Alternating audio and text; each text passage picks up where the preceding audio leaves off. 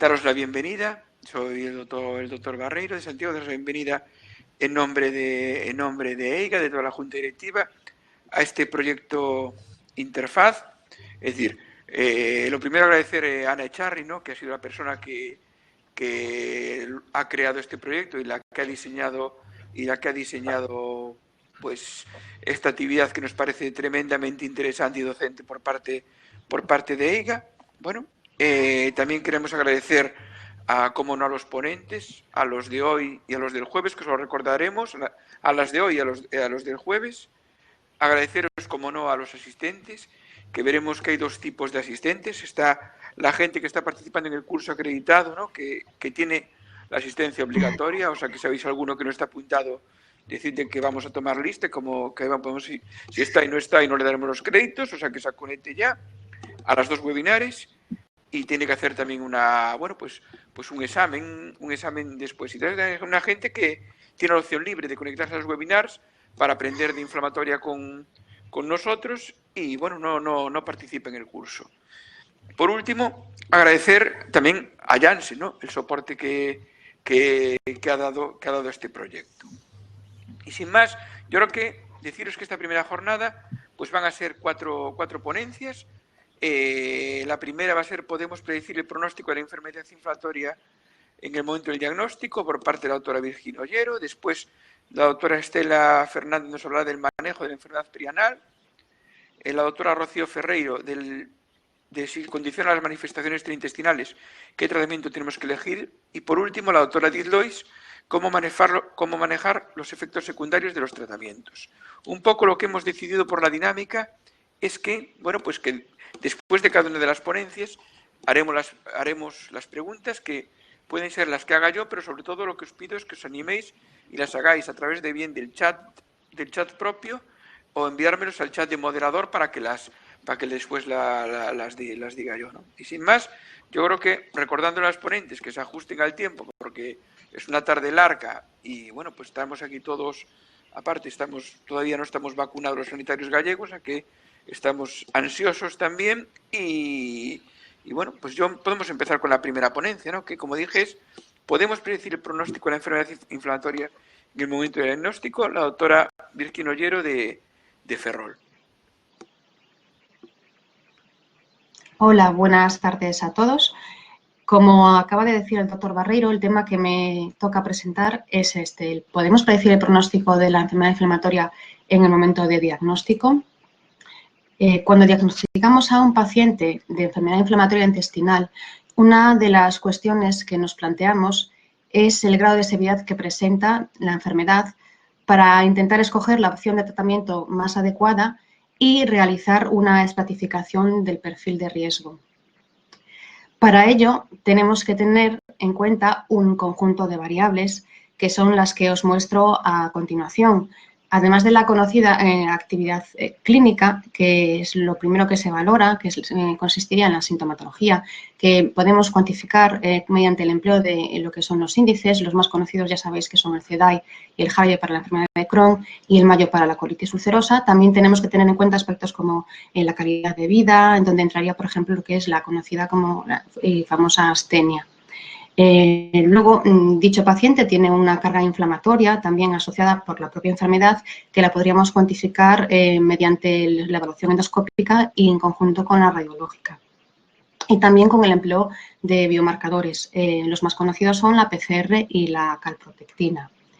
Además, este paciente pues, va a tener un curso evolutivo de su enfermedad con una serie de brotes, puede tener también afectación perianal. Y aparte, con el curso de la enfermedad, pues se puede producir un daño estructural con la formación pues, de estenosis, fístulas. Y además también se pueden sobreañadir las manifestaciones extraintestinales. Con todas estas variables definiríamos lo que es la severidad de la enfermedad, que pueden predominar más unas u otras dependiendo del paciente. A modo de resumen, os traigo los factores pronósticos que se ven que están asociados a la evolución severa. de la enfermedad inflamatoria y que ya probablemente ya conocéis todos. En la enfermedad de Crohn pues serían los más conocidos los siguientes: necesidad de corticoides al inicio, una edad al diagnóstico menor de 40 años, afectación perianal, una localización ileal o ileocólica. También la afectación gastrointestinal añadida es un factor de mal pronóstico, así como la afectación endoscópica severa al diagnóstico. Un fenotipo penetrante estenosante, una pérdida significativa de peso, el consumo de tabaco y luego la presencia de marcadores serológicos como son los ASCA y también mutaciones han descrito en el gen de la NOC2. La colitis ulcerosa, la bibliografía es menos extensa, pero también se han identificado una serie de factores como son el diagnóstico también en edad joven, el sexo masculino, una colitis extensa, también la presencia de PANCA y ASCAS, la elevación de los parámetros de actividad inflamatoria como la PCR de calprotectina, la corticodependencia y la corticorefractariedad y también la existencia de infecciones concurrentes, fundamentalmente el Clostridium difficile y el citomegalovirus. En gran parte de los datos más relevantes sobre factores pronósticos proceden de estos dos estudios de cohortes que ya, como veis, son bastante antiguos y que evaluaban lo que era la evolución severa a los 5 años de diagnóstico en la enfermedad de Crohn. En estos estudios se definía enfermedad severa como aquella que necesitaba más de 2 ciclos de corticoides, corticodependencia, hospitalización, una sintomatología incapacitante acumulada de aproximadamente 12 meses o necesidad de inmunosupresores o de cirugía. En estos dos estudios se identificaron una serie de factores pronósticos, siendo en conjunto los siguientes: necesidad de corticoides, edad del diagnóstico menor de 40 años, una afectación perianal, una localización ileocólica, fenotipo estenosante y una pérdida de peso mayor de 5 kilos al diagnóstico. En cuanto a los factores pronósticos asociados a la necesidad de cirugía, en concreto, en la enfermedad de Crohn, se vuelve a ver que en la edad joven al diagnóstico en adultos menores de 40 años es peor, no en población pediátrica, ya que en la edad más temprana está asociada con un menor riesgo de cirugía y esto se piensa que es por la presentación más frecuente en colon en los niños. También la localización en delgado, como ya he dicho, fenotipo estenosante penetrante, afectación endoscópica severa, las mutaciones en el NOC2 que estarían relacionadas porque las mutaciones en NOC2 producen una afectación predominantemente ileal y eso lo que hace es un riesgo de estenosis precoz y necesidad de cirugía. También la presencia de ASCAS y en cuanto al pronóstico para tener un estoma permanente, destacarían la afectación rectal severa, las estenosis, conformación de estenosis rectales, una afectación perianal también importante. Ahora no me cambia. Se han pasado dos. Ahora. Y bueno, ya avanzando un poco en el tema y entrando ya en pues, estudios un poco más modernos, se ha publicado recientemente en el JCC hace unos meses este estudio en que lo novedoso es que presenta un índice predictivo de riesgo de inicio de terapia para inicio precoz de terapia biológica. El objetivo primario del estudio pues era el desarrollo del índice como guía para seleccionar tratamiento en pacientes con enfermedad de Crohn y para predecir necesidad precoz de terapia con biológicos. Para ello se incluyeron pacientes con enfermedad de Crohn luminal que iniciaban al diagnóstico un tratamiento con inmunomodulador y que en la evolución presentaban un fallo durante el seguimiento a este fármaco, entendido fallo al seguimiento como aparición de una estenosis, nuevas fístulas, abscesos, cirugía o intensificación a biológico por criterio del clínico. Se encontraron una serie de predictores independientes de necesidad de intensificación a biológico en el análisis multivariante que se realizó y aparte de los que ya normalmente ya se habían descrito en otros estudios, como son el fenotipo complejo, localización ideal, edad menor de 40 años sin necesidad de corticoides al inicio, se describieron que también una PCR máxima mayor de 5 miligramos litro y albúmina mínima menor de 35 gramos litro eran también factores independientes de mal pronóstico. Y usando lo que fue la PCR y la albúmina, se desarrolló un modelo predictivo de riesgo de fallo a inmunosupresores a los 12, 24 y 36 meses, que denominaron con las siglas de CICA Index. Basándose un poco en el desarrollo de este índice, lo que proponen los autores es una estratificación de riesgo y, en consecuencia, aplicar un abordaje terapéutico. Entonces, tendríamos un paciente con una enfermedad de Crohn luminal, una IFA biológico, en la que, aplicándose el índice propuesto, se podrían establecer 3 grupos de riesgo. Los pacientes con bajo riesgo, se plantearía un abordaje STEP-UP y considerar un inicio de inmunomoduladores de entrada. Luego estarían los pacientes con riesgo alto, en los que ya directamente se ofrecería un abordaje top-down y considerar el inicio de tratamiento biológico de entrada. Y luego unos pacientes con riesgo intermedio, en los que se deberían valorar la coexistencia de otras variables, como son la localización ileal, un fenotipo agresivo y la afectación perianal, y en función de si tienen uno u otros factores de riesgo, pues etiquetarlos en un grupo de bajo o de alto riesgo. Bueno, ahora un poco ya resumiendo la colitis ulcerosa, como dije antes, la bibliografía es mucho menos abundante, pero sí que se han tipificado una serie de factores pronósticos.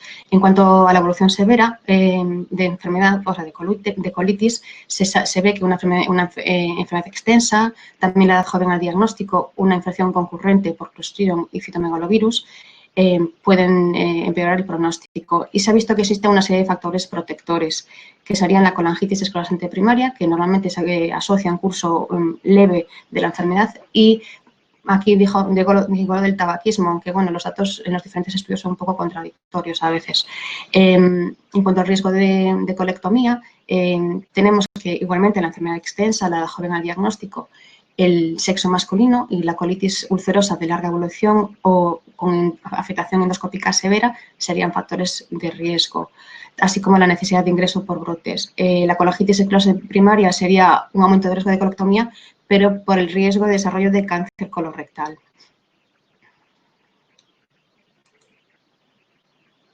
En cuanto a los factores de estilo de vida, pues tienen algún tipo de impacto en el pronóstico de la enfermedad. Bueno, el más conocido, como ya sabéis, es el tabaco.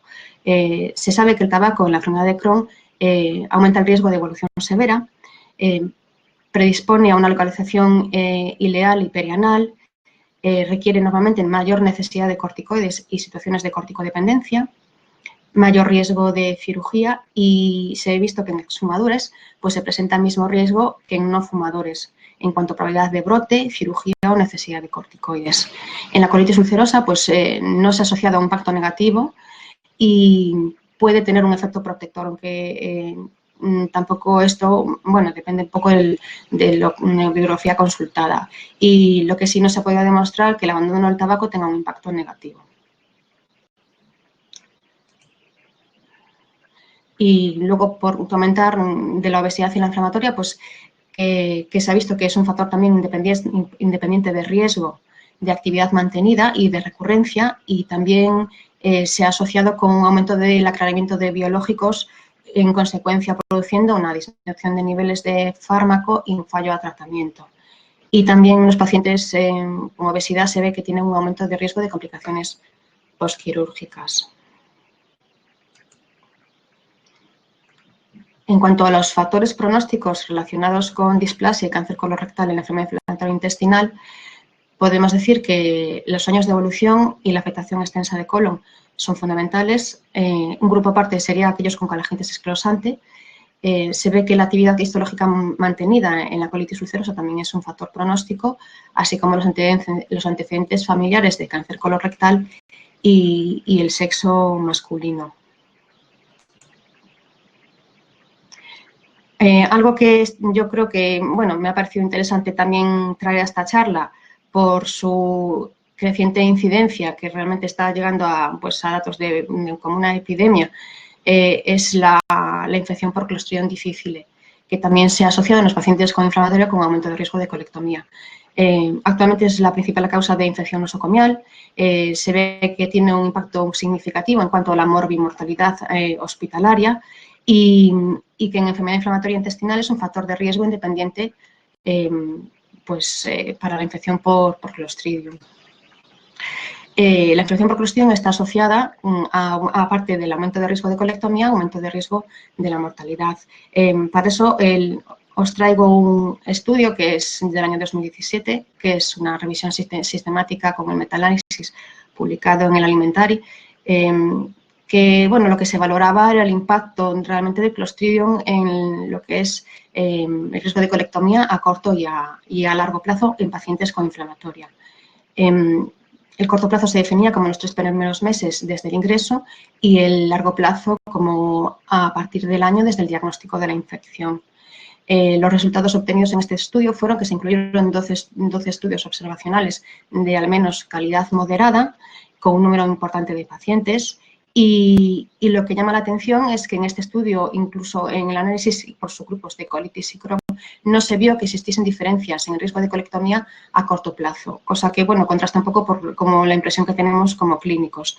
Pero sí que se vio que existía un aumento significativo de riesgo de colectomía a largo plazo y que esto, realizando el análisis de subgrupos, se vio que se mantenía en la colitis ulcerosa. Y también lo que se vio fue un riesgo significativo de mortalidad a corto plazo.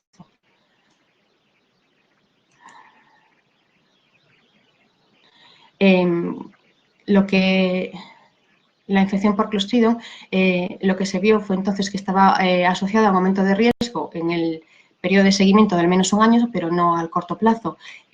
Los pacientes, el estudio presentaba una serie de limitaciones, que eran estudios retrospectivos, heterogéneos, que no había comparación con la actividad endoscópica clínica y en algunos de ellos no había grupo de control. Los autores postulan unas posibles explicaciones para el aumento de riesgo a largo plazo, que es que el Clostridium podría alterar la evolución natural de la enfermedad inflamatoria, bien por vías de modificación de la inmunidad o de la microbiota, o que realmente el Clostridium podría ser uno de los otros marcadores subrogados que indicarían la severidad de la enfermedad inflamatoria intestinal. Perdón. Y ya un poquito para finalizar, perspectivas futuras, pues nos metemos un poco ya en el campo de lo que es de la genética. Ahora mismo se está hablando bastante de lo que es el antígeno leucocitario humano como factor pronóstico en la enfermedad inflamatoria intestinal. El complejo mayor de histocompatibilidad está localizado en el cromosoma 6 y una región que es muy polimórfica y codifica aproximadamente 200 proteínas relacionadas con la regulación del sistema inmune innato y adaptativo, y lo que se ha visto en los últimos años, gracias a la utilización de plataformas WAS, que son plataformas de estudio de genoma completo, se ha visto que es una región altamente asociada con enfermedad inflamatoria. Existen algunos ejemplos, los más representativos pues serían, por ejemplo, el asociado al alelo DRB10103, que es un alelo realmente poco frecuente en la población europea, es aproximadamente del 2%, y que es el que se asocia de manera más significativa con la enfermedad de Crohn, de colon fundamentalmente, y con colitis ulcerosa.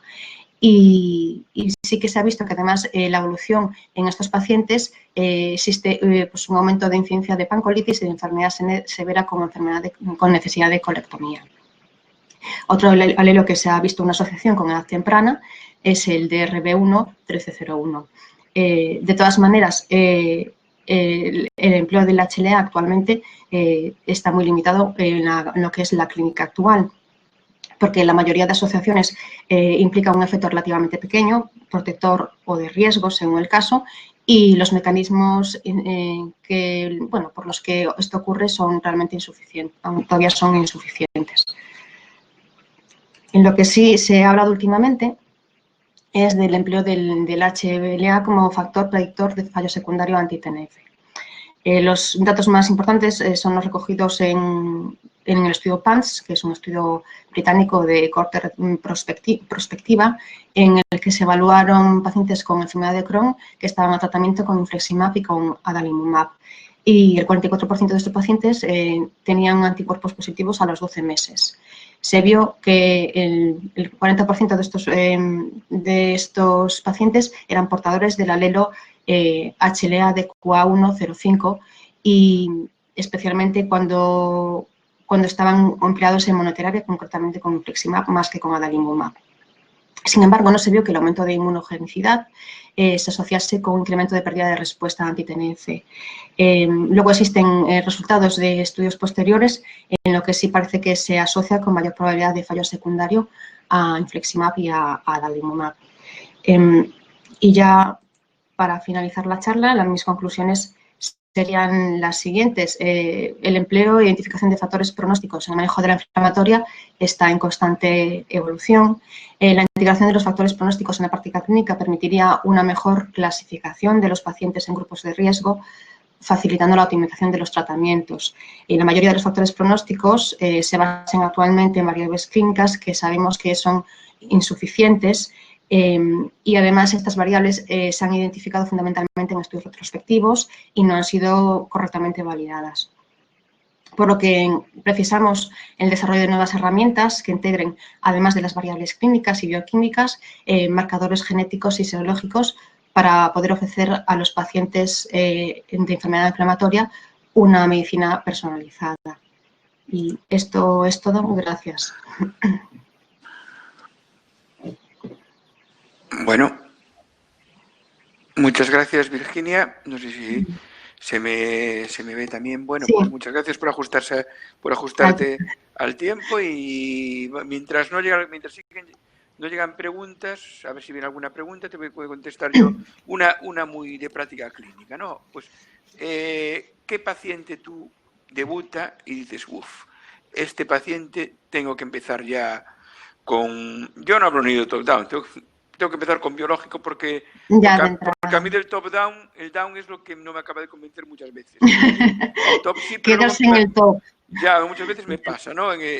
Pero hay un paciente que dices, bueno, pues este paciente es que no me queda más, sé que tengo que empezar porque si no voy a ir por detrás. ¿Cuál decís tú en práctica clínica? A ver, yo creo que un poco en la cabeza quizá todos tenemos, pues eso, un paciente con una enfermedad ileal, ya me pones, pues eso, extensa fundamentalmente y ya con actividad alta e incluso con algún tipo de patrón, pues eso, penetrante. Quiero decir, ese ya es el top, ¿no? Y si encima es fumador, pues ya, yo sé sí que, vamos, no tenemos tampoco muchas dudas. Vamos, yo creo que la localización ileal es uno de los factores más importantes, bueno, independientemente del patrón, claro.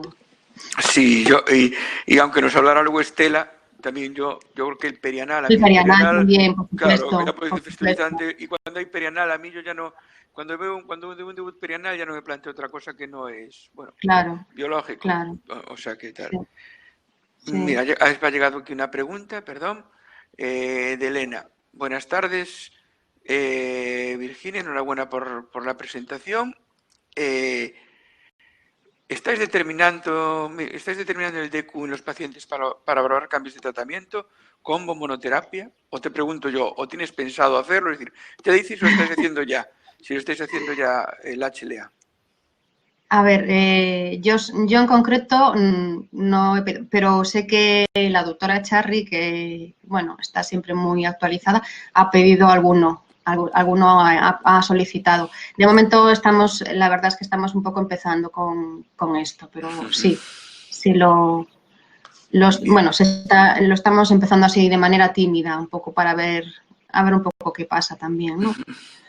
La verdad es que tampoco, bueno, no sé. La verdad es que los datos son bastante contradictorios en el estudio. A ver, lo que se le achacaba un poco al estudio PANSS es que realmente el alelo identificado es bastante frecuente también en la población general.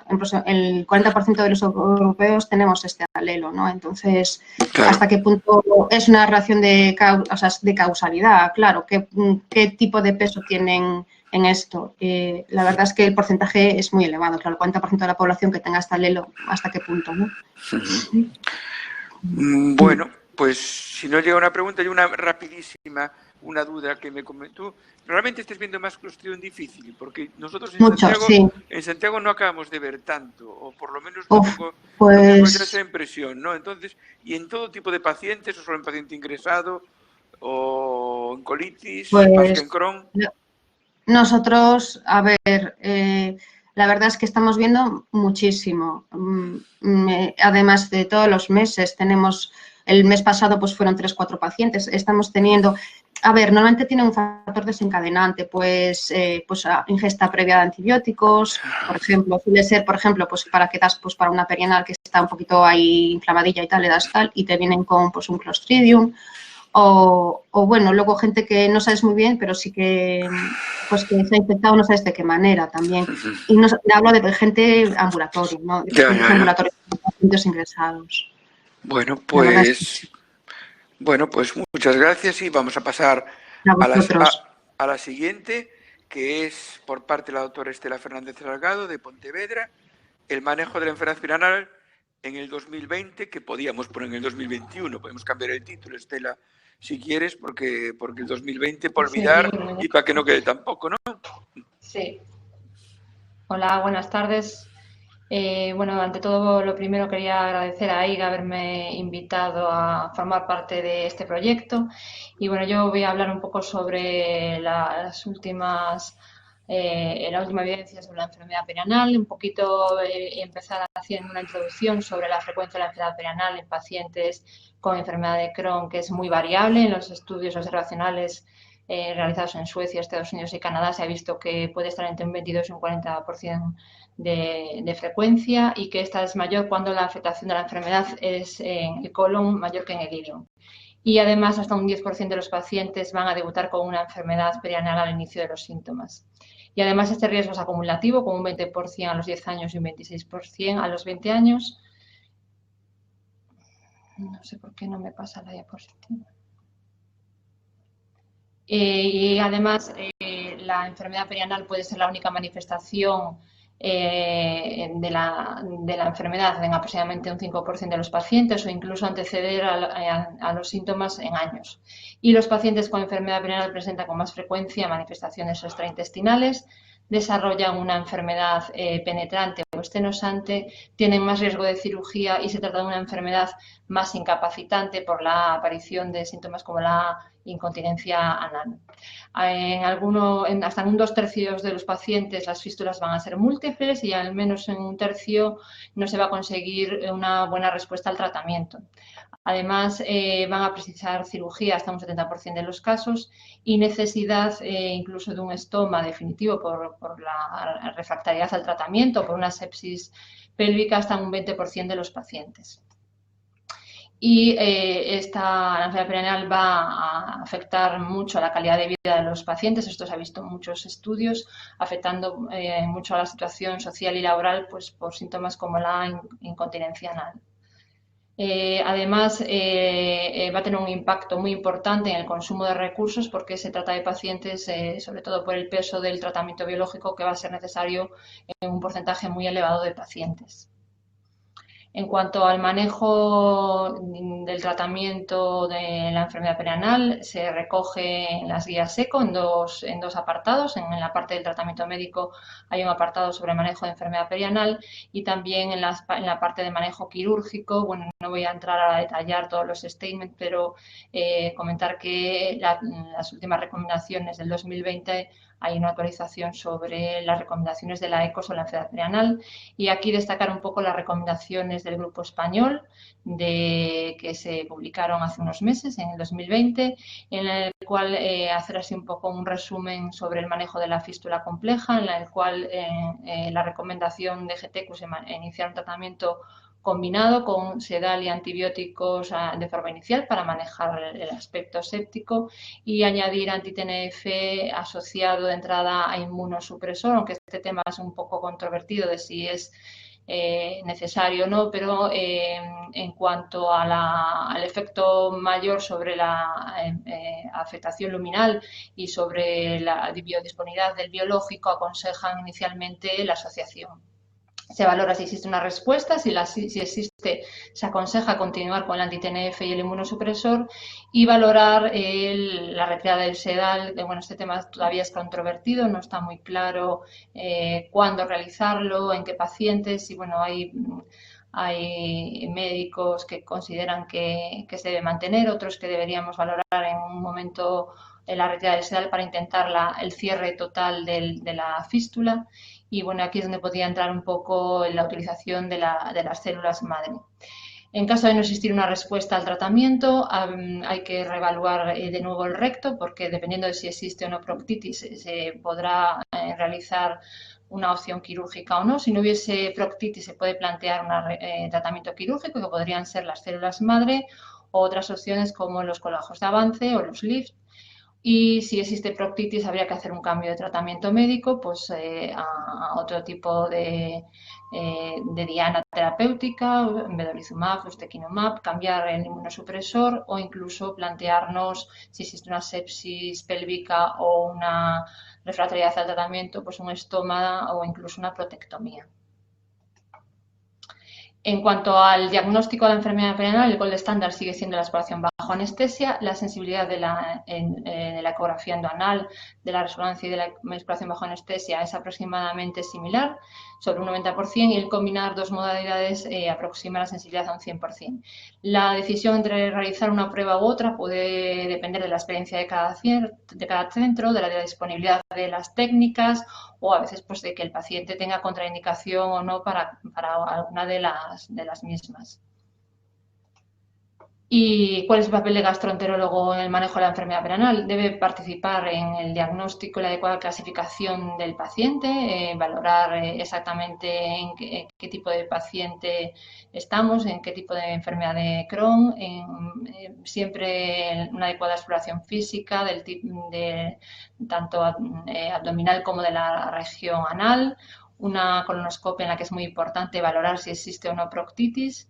Generalmente ya solicita las pruebas de imagen que se realicen generalmente en su centro para valorar el tipo de enfermedad perianal que presenta el paciente. Va a manejar el tratamiento médico y coordina el manejo multidisciplinar con el radiólogo y el cirujano, que en este caso es creo que muy importante para un adecuado tratamiento individualizado según el paciente. Y en cuanto a la clasificación de la fístula, recordar así unos puntos que me parecen muy importantes, siempre valorar el número de orificios externos que hay, valorar cuáles drenan y cuáles no. Lo que comentaba antes de existencia o no de proctitis, porque eso va a valorar las técnicas, va a depender de eso, es que se pueda realizar o no las técnicas quirúrgicas. Hacer una adecuada clasificación anatómica de la fístula, en si es simple o compleja, cómo afecta a los esfínteres y valorar si existe alguna complicación de tipo infeccioso asociada. Aquí vemos la clasificación de Parkinson según cómo el trayecto de la fístula en relación con los esfínteres y importante la clasificación de la AGA para valorar si son fístulas simples o complejas, porque dependiendo de esto puede variar el tipo de tratamiento que podemos realizar sobre la fístula. Nosotros realizamos sesiones multidisciplinares. Esta fotografía es de hace 2 años. Evidentemente ahora el aforo es menor y la distancia la adecuada por la situación que estamos viviendo, pero creemos que es muy importante pues, reunirnos los gastroenterólogos, cirujanos y el radiólogo para valorar bien las técnicas de imagen y decidir el tratamiento más adecuado según el momento y la situación clínica del paciente para individualizar mucho lo que vamos a hacer. En cuanto a los tipos de tratamientos, los primeros tratamientos que se utilizaron para la enfermedad perianal fueron los antibióticos. Lo primero publicado fue con metronidazol en el año 77. Posteriormente se publicó un estudio controlado con antibióticos en 2009 que valoraba el tratamiento con inmunosupresor y corticosteroide y asociado a placebo, ciprofloxacino, metronidazol, y se veía mejoría en los grupos tratados, en el grupo tratado con antibióticos, aunque estas no fueron significativas. También se ha visto su asociación del antibiótico con el anti-TNF, por ejemplo, destacar el estudio ADAFI, que es un estudio realizado a 12 semanas, en el cual los pacientes que recibían tratamiento combinado con antibiótico presentaban una respuesta clínica superior al grupo placebo. De todas formas, la calidad de la evidencia sobre el uso de antibióticos es baja y eso se recomienda como tratamiento inicial para manejar la sepsis, pero no se aconseja como tratamiento único para la enfermedad perianal. En cuanto a los inmunosupresores, tampoco existen estudios prospectivos con tiopurinas cuyo endpoint primario sea cierre de las fístulas. Existen metaanálisis que se valoran en el endpoint secundario el cierre de las fístulas, o 7 casos de tiopurinas combinadas con antibióticos que consiguen mejorían el drenaje o cierre de las fístulas, pero la calidad de la evidencia es baja y débil. Entonces, bueno, la recomendación es no usar el inmunosupresor como tratamiento único para la enfermedad fistulizante. También se ha valorado el tratamiento con otros inmunosupresores como el tacrolimus. Hay un estudio randomizado y controlado publicado en 2003 en el que se observa, es un estudio a 6 meses, en el que se observa el 43% de mejoría en las fístulas en el grupo de tratamiento contra tacrolimus con respecto a un 8% del grupo placebo. Entonces, bueno, podría ser un tratamiento pues, que se podría utilizar en pacientes refractarios como una posibilidad. Y en 1999 aparece el primer estudio en el cual el endpoint primario es el 50% de reducción en el número de las fístulas activas con infliximab, en el cual se observó una mejoría en el 68% del grupo con 5 miligramos kilo, de 56% en el grupo de 10 miligramos kilo, con una diferencia de un 26% en el grupo placebo. También en el subanálisis en los pacientes con enfermedad perianal del ACCENT también se veía una mejoría en el grupo tratado con infliximab.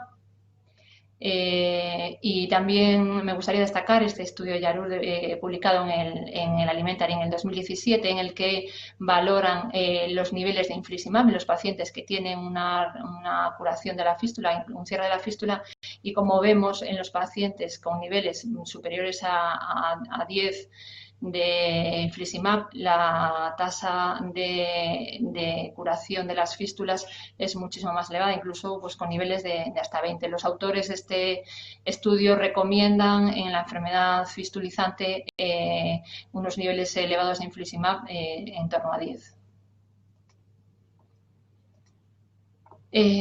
También existe evidencia con adalimumab, se trata de su análisis del CHARM, en el cual se ve una respuesta tanto en la semana 26 como en la 56 similar, o sea, se mantiene la respuesta en la enfermedad fistulizante. Y también el estudio de extensión a 2 años también se ve unos porcentajes de remisión y de mejoría que se mantienen en la enfermedad fistulizante, pero ya como os digo, estos son subanálisis. En cuanto a vedolizumab, que fue aprobado en el 2014, los estudios que valoran su eficacia en la enfermedad perianal se trata de análisis post-hoc. En este se observa un 28% de mejoría en el grupo de los pacientes tratados con vedolizumab y con respecto a un 11% del grupo placebo, pero las diferencias no fueron estadísticamente significativas, probablemente porque había un escaso tamaño muestral y esto no se ha podido asegurar. También quería destacarlo, en los resultados del Use Victory Consortium se vio que los pacientes con enfermedad perianal era uno de los factores que se asociaban con menor respuesta a vedolizumab. Y comentar otro estudio multicéntrico observacional de JETAID en el que se valora la eficacia del vedolizumab como tratamiento de rescate en 102 pacientes con fístulas perianales complejas, en los cuales se observa remisión clínica en el 22% y retirada de los sedales en el 15%. De todas formas, como la evidencia sobre el tratamiento con vedolizumab de enfermedad perianal es baja, no se recomienda como su uso de forma inicial como tratamiento específico para la enfermedad perianal.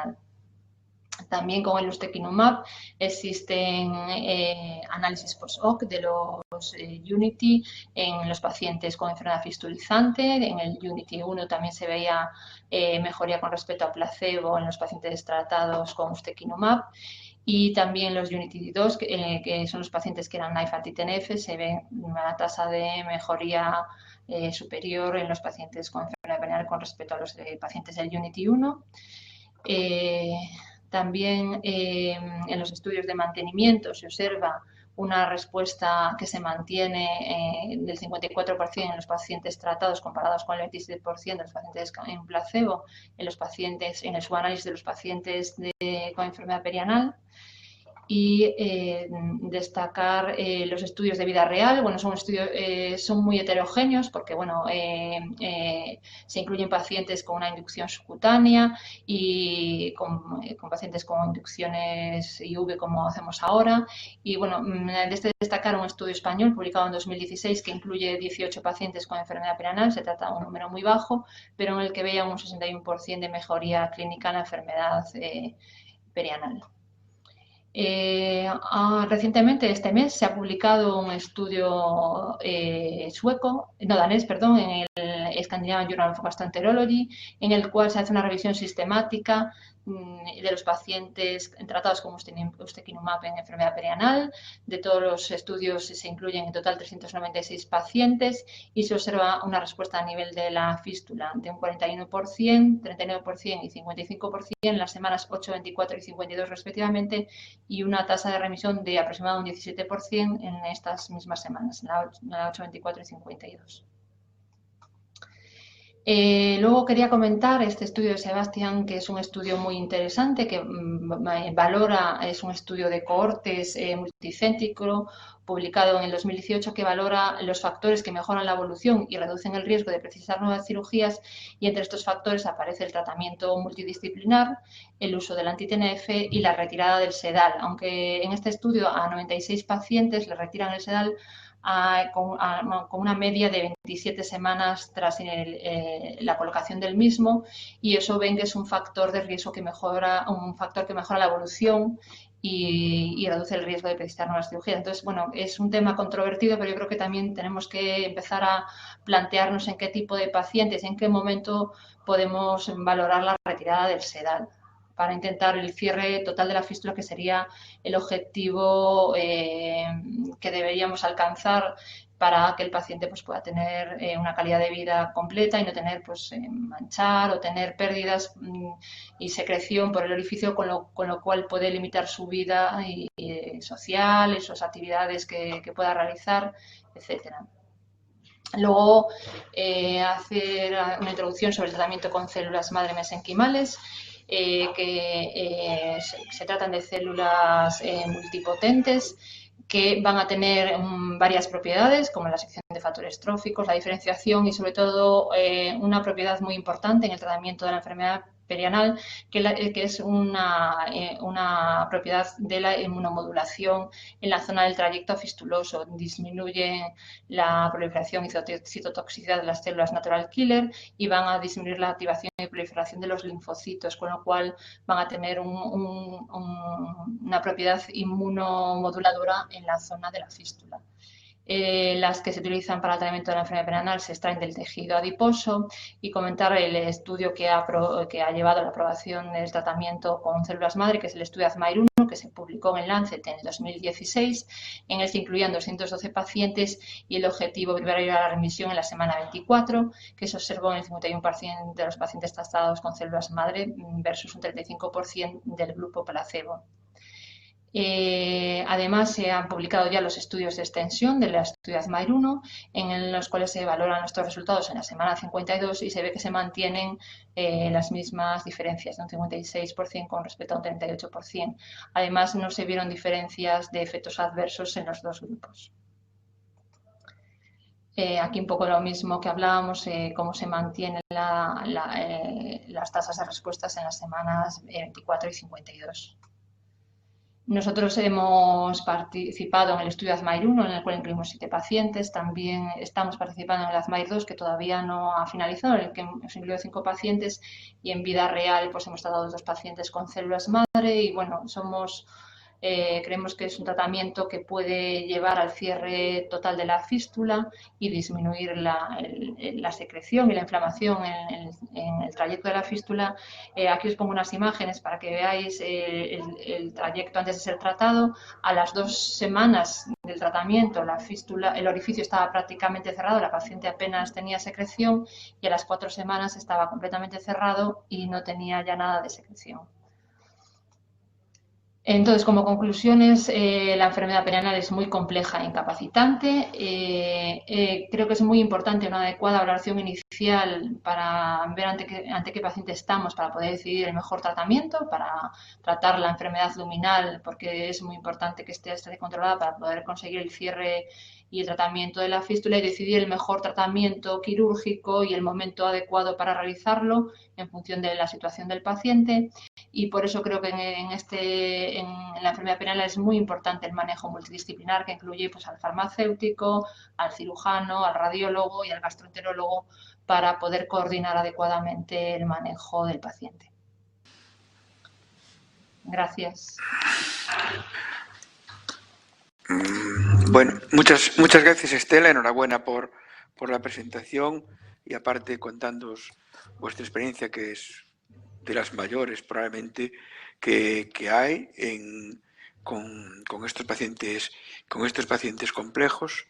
Yo primero, mientras invito a la gente a preguntar, ya tengo la primera parte por parte de Rocío, la primera pregunta. ¿Qué consejos nos das para convencer a los cirujanos para que empiecen con la terapia de células madre? Porque nosotros estamos convencidos, pero en nuestro caso los que no convencemos son a ellos. Es decir, ¿cómo tenemos que hacer? Ya sé que los vuestros son súper implicados y no hace falta implicar mucho, pero ¿algún consejo que nos deis? Bueno, yo creo que la técnica quirúrgica no es nada complicada para un cirujano que esté habituado a colocar sedales y es una técnica que sí que tiene ciertos detalles quirúrgicos importantes que puedan hacer que el tratamiento sea un fracaso o un éxito, pero que son, creo que, sencillos de aprender. Y creo que para el paciente, o mi experiencia en los pacientes que hemos tratado y en las fístulas que hemos tratado, que a veces algunas eran fístulas que llevaban 20 años abiertas, es que el paciente mejora mucho de calidad de vida. Le ofrece una seguridad el tener el orificio cerrado para poder hacer ciertas actividades que antes limitaba, y yo creo que aunque nosotros a veces el colocar el sedal y que no haya abscesos y que no haya infecciones nos llega como médicos, que en ese sentido el paciente nos parece que ya está bien. Para el paciente realmente el tratamiento definitivo es el cierre de la fístula y no tener un sedal. Entonces creo que el objetivo tiene que ser ese. Y ahora hay dos preguntas iguales, Esther. Sí. Una de Pablo Vega y otra de Esther, que es, bueno, los dos te dan la enhorabuena por la presentación y que en vuestra práctica clínica, ¿en qué momento os planteáis la retirada de un setón? ¿O cuál piensas tú que sería el mejor momento? Bueno, esa ya te digo, es un tema todavía muy controvertido y no hay así. Yo creo que la retirada no se debe hacer ni muy pronto ni muy tarde. Entonces, quizás las 24 semanas desde el inicio del anti-TNF puede ser un momento más o menos adecuado, aunque ya te digo que todo esto está por ver.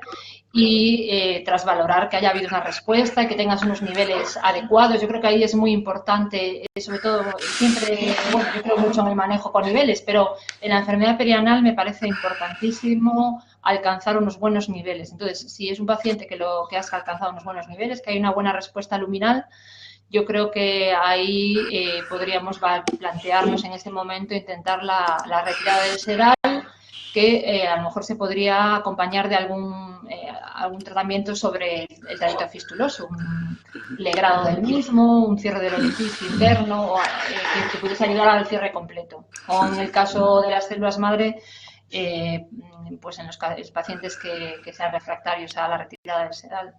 Bueno, pues como te voy a hacer un par de preguntas así más rápidas, una muy directa. ¿Usted y Bedo en monoterapia o en combo, en la enfermedad perianal? Sí. ¿Qué lo recomiendas? ¿En monoterapia o en combo? ¿El ustekinumab y el vedolizumab? En la enfermedad perianal, nosotros los casos que hemos estado tratando en general han sido en monoterapia.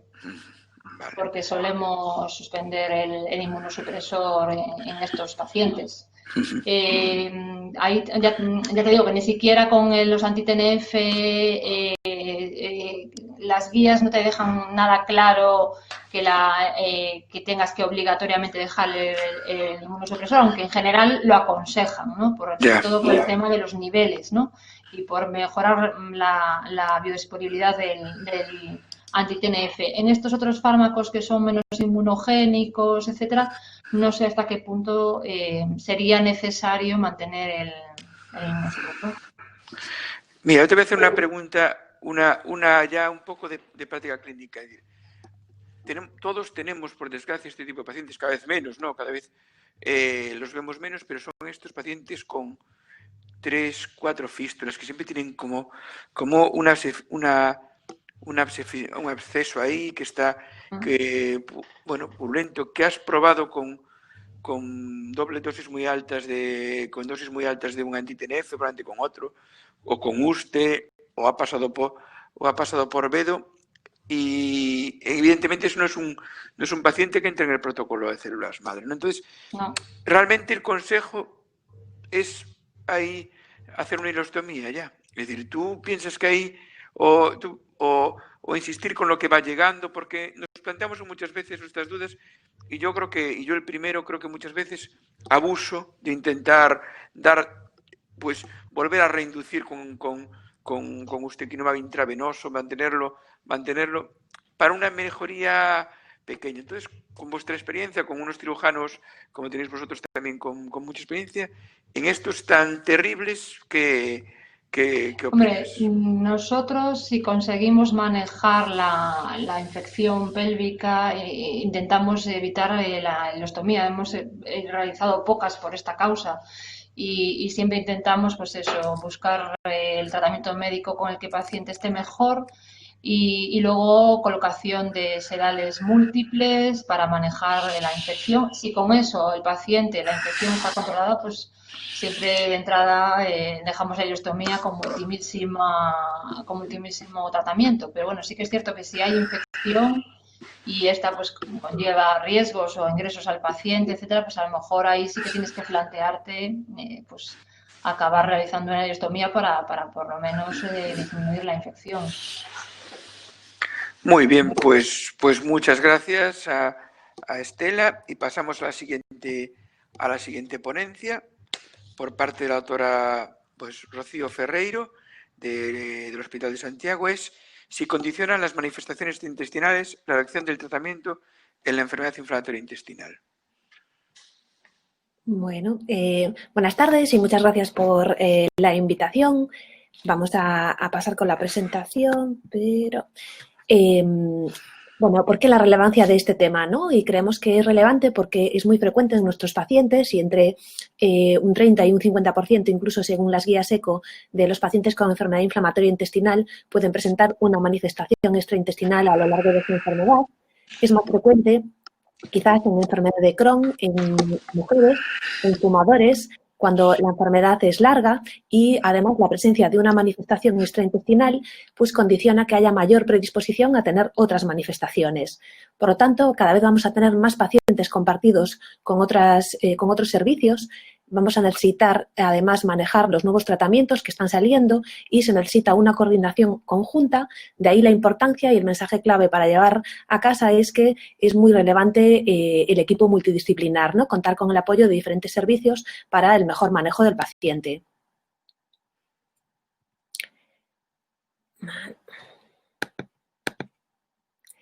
Bueno, y el problema que tenemos o que teníamos hasta ahora están saliendo mejores estudios, es que tampoco sabemos exactamente cuál es la prevalencia real, ¿no? Se sabe entre 30 y el 50%, en estudios antiguos incluso nos hablaban de un 6%, ¿no? Una prevalencia muy baja, porque la mayor parte de los estudios que teníamos hasta el momento eran estudios retrospectivos y mal diseñados, ¿no? Entonces, es importante tenerlo en cuenta y, pues, en nuestros pacientes intentar averiguar la presencia de estas manifestaciones porque condicionan una peor calidad de vida. Existen manifestaciones extraintestinales que se han relacionado con la actividad intestinal y si el paciente está en remisión, pues las manifestaciones intestinales suelen también pues, estar en remisión, ¿no? Así, el eritema nodoso y la artritis periférica tipo 1 tiene buena relación con la actividad intestinal. El pioderma gangrenoso, la artritis periférica tipo 2 o la uveitis pues tienen una relación intermedia y ya la colangitis esclerosante o la sacroiliitis tienen mala relación con la actividad intestinal y el paciente puede estar en remisión clínica de su enfermedad inflamatoria pero tener pues activa su manifestación extraintestinal. Cuando me recomendaron o cuando me pidieron consejo para recomendar yo bibliografía para revisar este tema, pues indiqué, por supuesto, las guías ECO, aunque ya son un poquito antiguas y aquí tenemos a nuestro moderador que formó parte, ¿no?, de las guías, así que quizás podríamos invitarle a que hay que actualizar pues con los nuevos tratamientos la guía ECO y también, por supuesto, contar con el apoyo de las recomendaciones de GTQ sobre espondiloartritis en pacientes con enfermedad inflamatoria intestinal porque están muy actualizadas, fueron revisadas y publicadas el año pasado, así que yo creo que pues para poder actualizarnos en espondiloartritis en enfermedad inflamatoria intestinal tiene que ser nuestra guía. Os voy a presentar un caso clínico muy pequeñito que tenemos de un paciente de nuestra unidad, y es un paciente varón de 47 años con una artritis psoriásica que recibía tratamiento con etanercept 50 miligramos semana desde hacía 3 años, a seguimiento con buena respuesta en reumatología. En agosto del 2015 inició clínica de diarrea y dolor abdominal, rectorragia asociada, se le realizó una colonoscopia y se diagnosticó de una colitis ulcerosa extensa en mayo 2. Se inició corticoides sistémicos y se decidió de forma conjunta con reumatología suspender en ese momento el etanercept. Un mes más tarde fue evaluado en nuestras consultas, el paciente estaba en remisión clínica con la pauta descendente de corticoides y se decidió iniciar infliximab, 5 miligramos kilogramo de peso, inducción y mantenimiento en monoterapia. En este momento, la verdad, no sé por qué decidimos monoterapia, pero lo decidimos así, y el paciente, pues 3 meses más tarde, lo volvimos a valorar en la consulta, ya estaba en remisión clínica con el infliximab en monoterapia y libre de corticoides. Y desde entonces, pues se ha mantenido así. El mes pasado lo vi en la consulta y todavía pues se mantenía en remisión tanto de su artritis psoriásica como de la colitis ulcerosa. Vale. Por tanto, es importante saber, bueno, que no solamente son nuestros pacientes los que pueden desarrollar espondiloartritis, también los pacientes de reumatología pues tienen mayor predisposición a poder desarrollar una enfermedad inflamatoria intestinal. Los estudios que hay actuales no son muy buenos porque se basan sobre todo en estudios retrospectivos. En la actualidad hay un estudio que se ha puesto en marcha por GTQ y por la Sociedad de Reumatología precisamente para conocer cuál es la prevalencia de la enfermedad inflamatoria intestinal no diagnosticada en pacientes con espondiloartritis.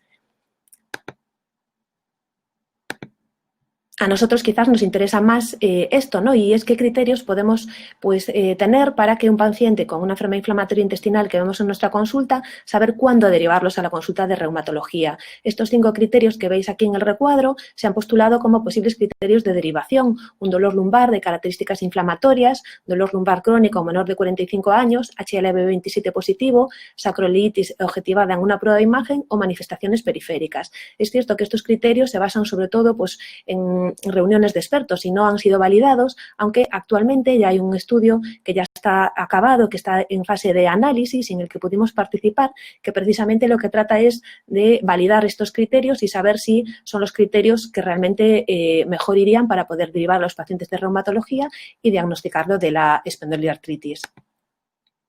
Por lo tanto, la pregunta que hacíamos inicialmente, ¿condicionan las espondiloartritis en este caso nuestro tratamiento? Yo creo que claramente pues hemos visto que sí, ¿no? En el caso de una espondiloartritis periférica podríamos iniciar pues un COS2, ciclos cortos, siempre si es tipo 1 se asocia mejor a la actividad luminal, entonces si mantenemos la remisión clínica de la enfermedad inflamatoria probablemente también consigamos la remisión de la espondiloartritis periférica. Si es un paciente con colitis ulcerosa y está con mesalazina, podríamos valorar sustituirlo por sulfasalazina, y si es un paciente con enfermedad de Crohn, por metotresato. Pero si esto no es suficiente, también tenemos los biológicos. Este recuadro se ve pequeñito, pero también lo tenéis en las recomendaciones de GTQ, ¿no? Que es, digamos, la tabla, digamos, que me parece más interesante de todo el artículo. Nos sintetiza un poco la evidencia disponible actual y los tratamientos que podemos utilizar tanto en enfermedad inflamatoria intestinal como en espondiloartritis.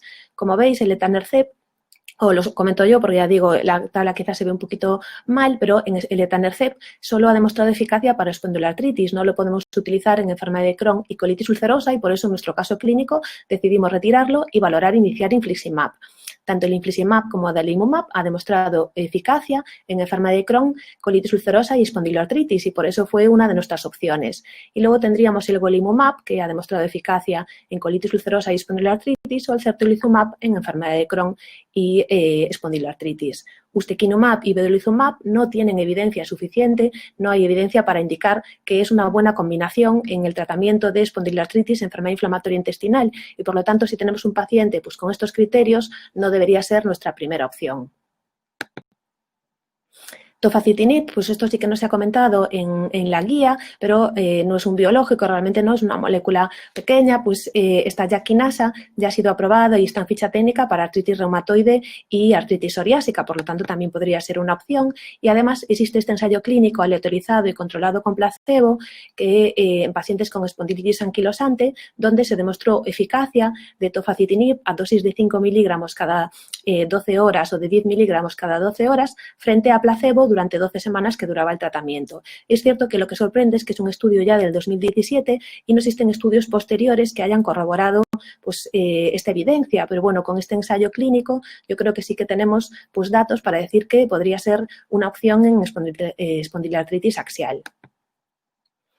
Y no todos los dolores reumatológicos son pues una espondiloartritis, al igual que no toda la diarrea es una enfermedad inflamatoria intestinal. Tenemos que tener en cuenta que los tratamientos pueden dar lugar a artralgias. Por ejemplo, la mesalazina, la osteopurina, sobre todo pues al inicio, los 3 primeros meses, los corticoides cuando los retiramos pueden dar artralgias, los anti-TNF en relación a una reacción infusional tardía.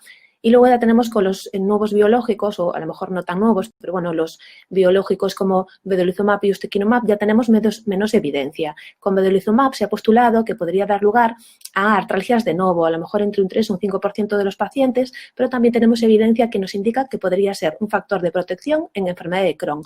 Yo creo que realmente no tenemos estudios bien diseñados y muchas veces no sabemos si es el vedolizumab el que da lugar a la aparición de la artralgia o si es la retirada del anti-TNF, porque la mayor parte de los estudios provienen de pacientes que habían fracasado anti-TNF, que la enfermedad no estaba en remisión, su enfermedad inflamatoria intestinal, y se cambian a vedolizumab y ahí es cuando aparece la artralgia.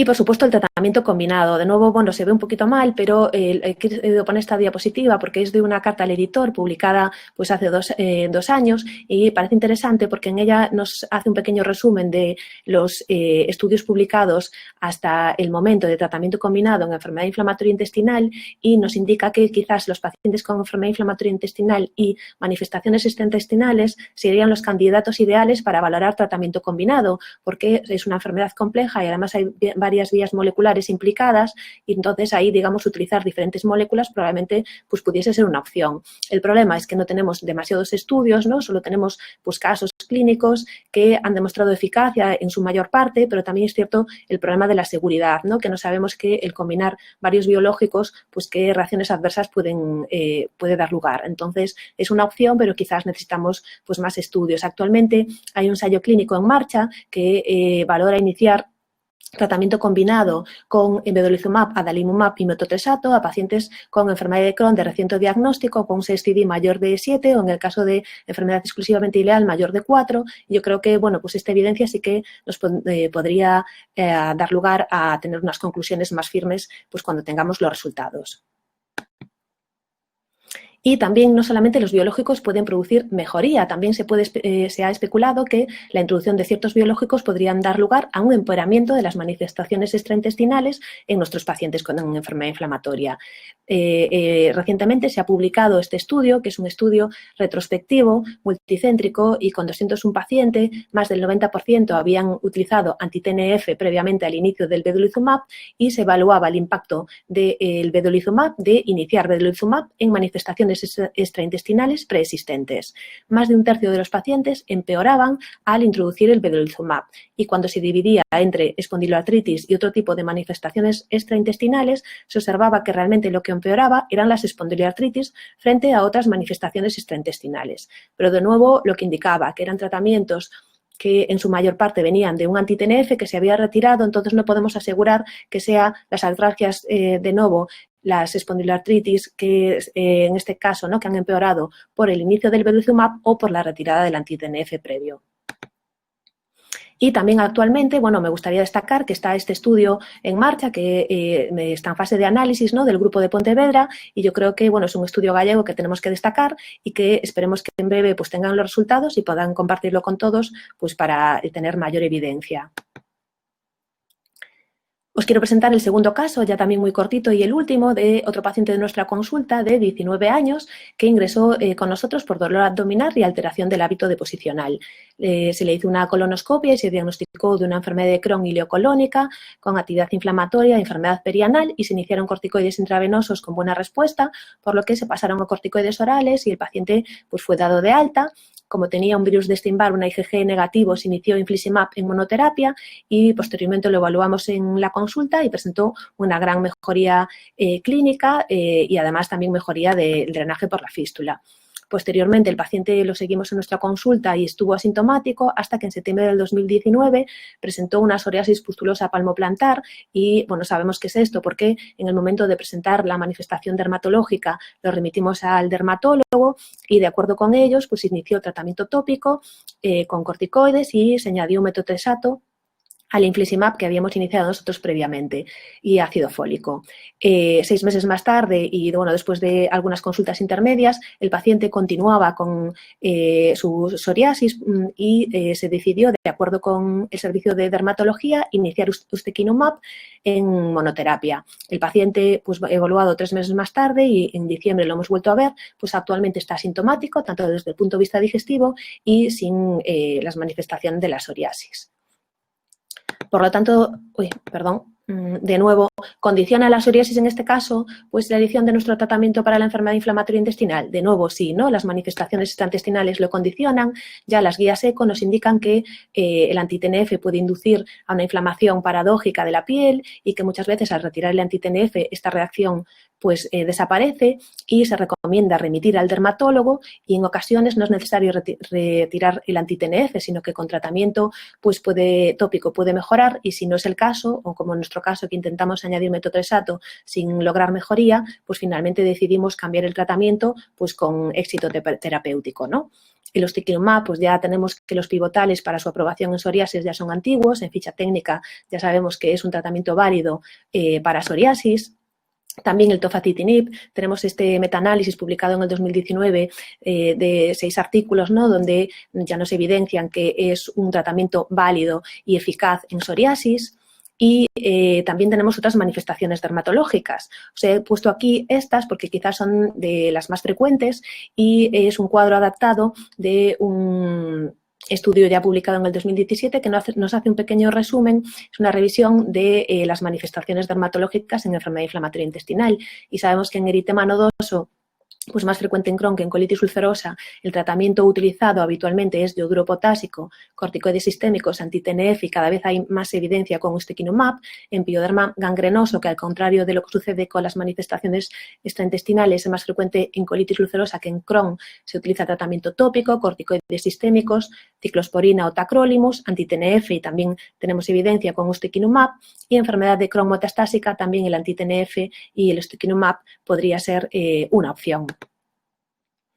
Recientemente, pues hace unos meses, se publicó en el JCC también este artículo que es una serie de casos, 28 casos concretamente, de pacientes con manifestaciones dermatológicas y pacientes con enfermedad inflamatoria intestinal y donde el tratamiento que se utilizó para tratar esta manifestación fue ustekinumab o vedolizumab.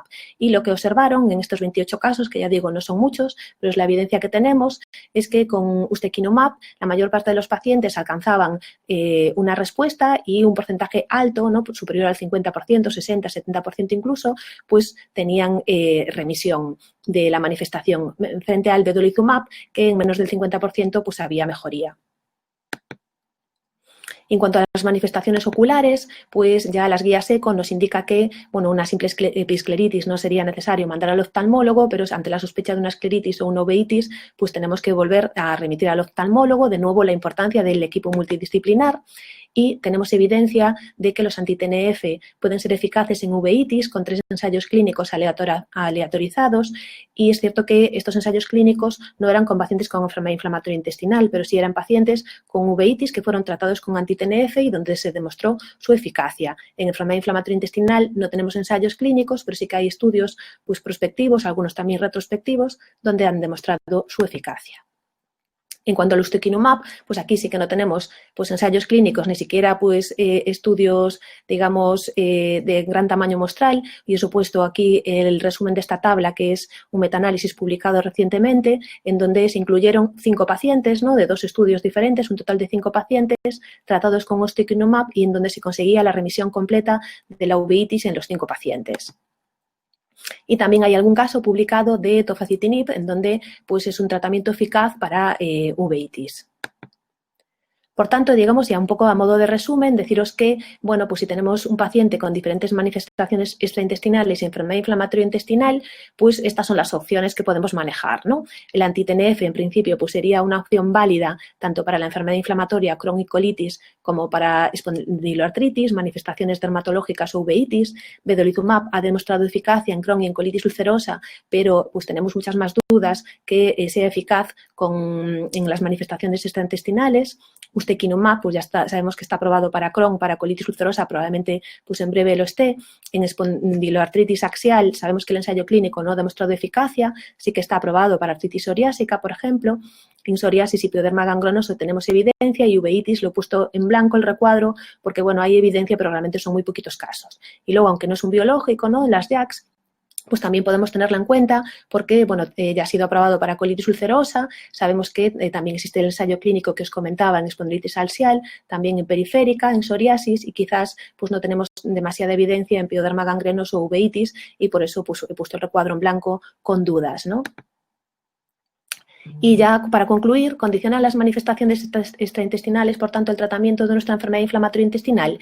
Yo creo que ya hemos visto que sí, ¿no? Tenemos diferentes opciones de tratamiento, anti-TNF, anti-integrina, anti-interleuquina 22-23, inhibidores de la JAK y tenemos también factores que condicionan nuestra decisión, que no solamente es la actividad de la enfermedad inflamatoria intestinal, sino también, por supuesto, las manifestaciones extraintestinales y los efectos secundarios, ¿no? Y debemos tratar el global del paciente. Por lo tanto, lo que creo que considero mejor es decidir la mejor opción en función de todas las variables y, por supuesto, muy importante, siempre que sea posible, dentro de un equipo multidisciplinar.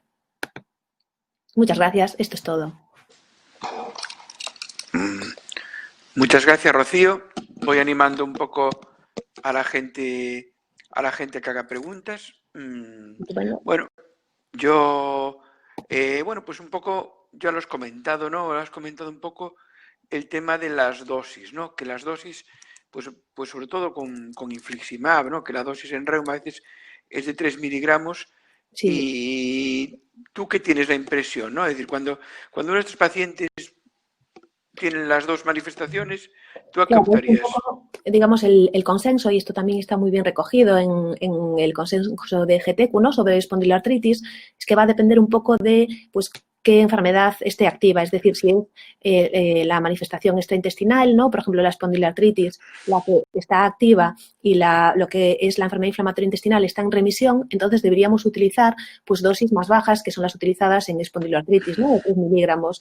Si, en cambio, es la enfermedad inflamatoria intestinal la que está activa, las dosis deberían ser más altas, ¿no? Entonces ahí pues, dependerá un poco cuál es la enfermedad que esté activa y en el caso de que estuvieran las dos, pues yo utilizaría las dosis más elevadas, ¿no? Para tratar de pues controlar tanto la enfermedad intestinal, pero también la manifestación extraintestinal. Entonces dependerá un poco de ver cuál es la enfermedad inflamatoria o la manifestación extraintestinal la que tenemos que controlar, ¿no? Porque a veces, como decíamos, no siempre que el paciente está en remisión, la manifestación extraintestinal está en remisión. Vale, están escribiendo preguntas, pero mientras tanto, mira, a mí hay una manifestación que me vuelve un poco loco, aunque en teoría es la más fácil, es el eritema nodoso. Porque realmente yo he visto eritemas nodosos, hoy he visto un paciente que íbamos en la consulta que estaba mal de su Crohn, estaba con adalimumab, le hemos puesto ustekinumab, está muy bien de su Crohn, pero ha vuelto a desarrollar un eritema nodoso. Y esto con vedolizumab me había pasado también, pero con ustekinumab me ha llamado la atención, ¿no? Que le hemos puesto corticoide y, no sé, para mí es quizá, a veces cuando se dice que el eritema nodoso va con la actividad, es algo que yo cada vez me lo pongo más en duda con la experiencia. No sé qué opinas tú del eritema nodoso. A mí la verdad también me pasa un poco en la consulta. De hecho, tengo en mente pues, a una paciente que llevamos a medias ahí, ¿no? Y que pues también había presentado un eritema nodoso, que le cambiamos el tratamiento, que pues empezamos con yoduro potásico, que por ejemplo era un tratamiento que yo tampoco tenía mucho en mente, pero que, bueno, ellos sí que utilizan mucho, ¿no? Y que no mejoró. Y que luego le dimos corticoides, no mejoró, le cambiamos el anti-TNF tampoco. Es cierto que, bueno, la evidencia disponible sí que nos dice que va bien. Y entonces, en principio, pues, no tendríamos que fiarnos de los estudios. Pero en mi práctica es cierto que me parece que el eritema nodoso no siempre responde tan bien con pacientes que están en remisión. Estoy de acuerdo contigo. Bien, un par de preguntas más. Si tenemos experiencia en nuestro centro con ustekinumab asociado a anti-TNF. No, la verdad es que, vamos, que yo sepa, y si no tú me puedes corregir, Manu, no tenemos ningún paciente a tratamiento en comboterapia. Ahora mismo no. Tuvimos una chica al principio cuando ustekinumab no estaba todavía aprobado, pero durante muy poquito tiempo. O sea que una que no. Pero vamos, viendo repasando esto, ¿no? Y pues también este año se comentó también un poco en la UEG, ¿no? Que quizás pues estos pacientes, los de las manifestaciones intestinales, pues son los pacientes candidatos ideales, ¿no? Si no valoramos un tratamiento combinado. El problema también, aparte de lo que he comentado, ¿no? De eficacia y seguridad, también es el dinero, ¿no? Digamos el coste, Sí. porque esto también en farmacia muchas veces, pues nosotros tenemos suerte con farmacia y nos lo aprueban, pero un tratamiento combinado, pues yo creo que ya sería una cosa de tener que discutir con ellos y valorar riesgos-beneficios antes de planteárselo. Mira, un comentario de Eva Martino que nos dice que ella también ha tenido pacientes con enfermedad inflamatoria aparentemente controlada y que ha tenido brotes de eritema nodoso y pregunta o lo lanza al aire si puede ser medicamentoso, ¿no? Y la verdad es que es algo que no sé si opinas o no. Que puede ser debido a, digamos, a Sí, un... Bueno, medicamento. digamos, sí que hay, digamos, a veces hay como otros tipos de manifestaciones, ¿no? Paradójicas, podría ser una manifestación paradójica. Esto, pues sí que hay, no hay mucha evidencia, es que en eritema nodoso, bueno, quizás es de las estaciones más frecuentes, pero tampoco hay una evidencia muy sólida y sí que podría ser, digamos, más que tratamiento, ¿no? Muchas veces, pues claro, pues un efecto paradójico, ¿no? En relación a esto. Pero también es cierto que, por ejemplo, esto, pues, en relación a lo que comentamos antes de vedolizumab, que me va bien para las manifestaciones extraintestinales, ¿no? En general, también he encontrado algún estudio que nos indicaba que, por ejemplo, para el eritema nodoso, como en principio guarda buena relación con el intestinal, pues podría ser una opción, pero la evidencia que hay es escasa, entonces, bueno, una cosa a tener en cuenta por si se nos agotan los tratamientos, ¿no? Y no pensar que vedolizumab tendríamos que descartarlo y que tenemos que utilizarlo en una manifestación extraintestinal, quizás con las que guardan más relación con digamos, la actividad inflamatoria. Sí. Eva nos dice que a lo mejor que algún antibiótico o incluso terapias hormonales, ¿no? Que a veces se asocian a eritemas nodosos. Mira, la última pregunta ya de Pablo. En el caso de una enfermedad de Crohn y una espondiloartropatía, existen pacientes en que la enfermedad inflamatoria claramente no responde a diferentes anti-TNF. ¿Qué alternativa te parece mejor en este escenario? Depende de la, ¿no? Depende de la espondiloartropatía, pero por ejemplo, yo quizás una cosa que tampoco tengo mucha experiencia, pero no descartaría de la primera opción, si ha fallado anti-TNF, pues poner tofacitinib, ¿no? Antes de, digamos, Sí, valorar sí, pero es un Crohn, claro. Dicen un Crohn. Yo en una dicen Crohn, colitis, vale, perdón, yo no. en una colitis lo Claro, tendría clarísimo. en una Clarísimo. colitis yo diría sí, y en un Bueno, Crohn, pues es que no hay mucha evidencia. Quizás si tuviera que elegir, como es un Crohn, pues entre ustekinumab y vedolizumab, pues quizás elegiría más ustekinumab, pero tampoco es que no hay evidencia y porque los estudios con vedolizumab pues siempre, digamos, dan peores resultados, pero tampoco es porque en ustekinumab haya buen resultado para espondiloartritis, con la excepción quizás no de la artritis psoriásica, que ahí sí que está claramente demostrado, pero en otro tipo de espondiloartritis pues tendría más dudas y bueno, sería cuestión de probar, pero sin mucha evidencia.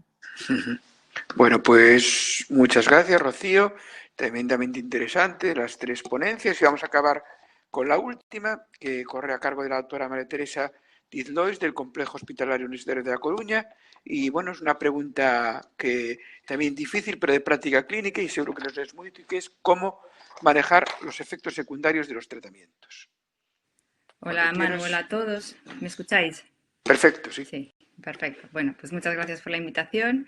Y bueno, ya después de esta tarde larga y estos temas tan densos, para terminar este tema que también es muy denso, pues yo creo que es un tema muy arduo porque son muchos tratamientos y muchos posibles efectos secundarios. Bueno, he intentado un poco resumir. Y bueno, primero hablar de qué estamos hablando, ¿no?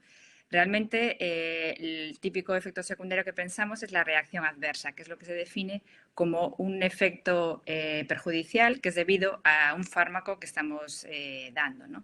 Entonces, es la reacción adversa más directamente relacionada con el fármaco.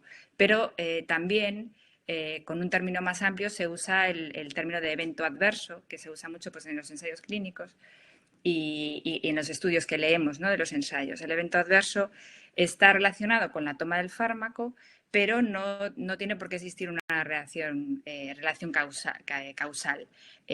Bueno, pues muchas veces es multifactorial y tienen que ver muchas más cosas, y el fármaco pues puede haber contribuido o no, ¿no?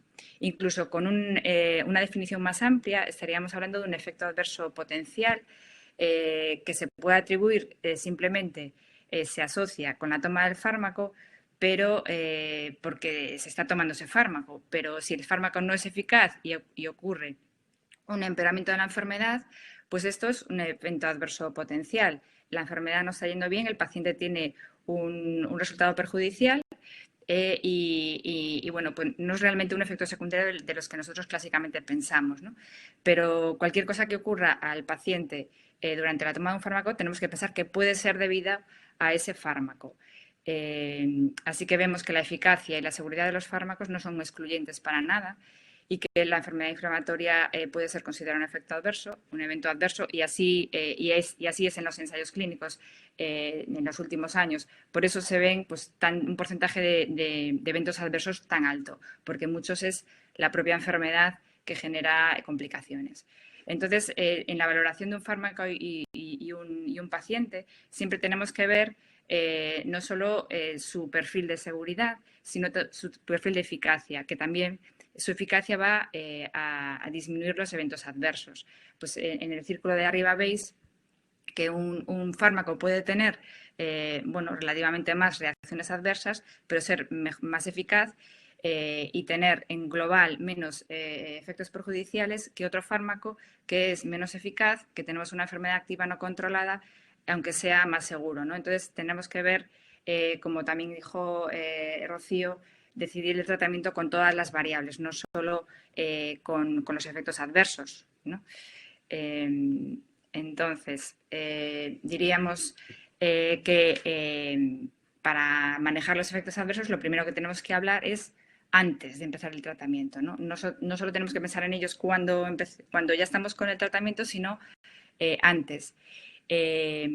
Porque conociendo los fármacos y su perfil de seguridad, la actividad de la enfermedad, tenemos que identificar al paciente de riesgo para ese tratamiento y ahora se habla pues, de modelar el riesgo y el beneficio en cada situación, en cada paciente con la edad, el tipo de enfermedad inflamatoria, manifestaciones extraintestinales, la localización, si enfermedad perianal, el pronóstico, ¿no? Todo lo que hemos estado hablando por la tarde. Y después la segunda parte es monitorizar durante el tratamiento al paciente. Para monitorizar tenemos que saber de qué partimos, ¿no? Pues si queremos buscar o descartar una toxicidad hematológica, renal, hepática, tenemos que saber de qué creatinina, qué transaminasas partimos, cómo está el paciente antes, para saber después si el fármaco ha hecho un cambio en la evolución del paciente. Y después tenemos que tener en cuenta que todos los fármacos, sobre todo los nuevos, tienen una curva de aprendizaje de efectos adversos. Entonces, cada vez tenemos más fármacos y vamos a tener más, esperemos y seguro, pero tenemos que saber que en los primeros años después de la comercialización existe una vigilancia especial y hay muchas cosas que aún no sabemos y que cualquier cosa que aparezca tenemos que estar alerta de si puede tener una relación más directa o menos, ¿no? Entonces, bueno, pues yo para hablar un poco de todos estos efectos adversos he querido, bueno, estructurarlo en los que son asintomáticos, que esos los tenemos que vigilar porque el paciente no va a contar nada, y en algunos fármacos pues tenemos que vigilar algunas cosas, ¿no?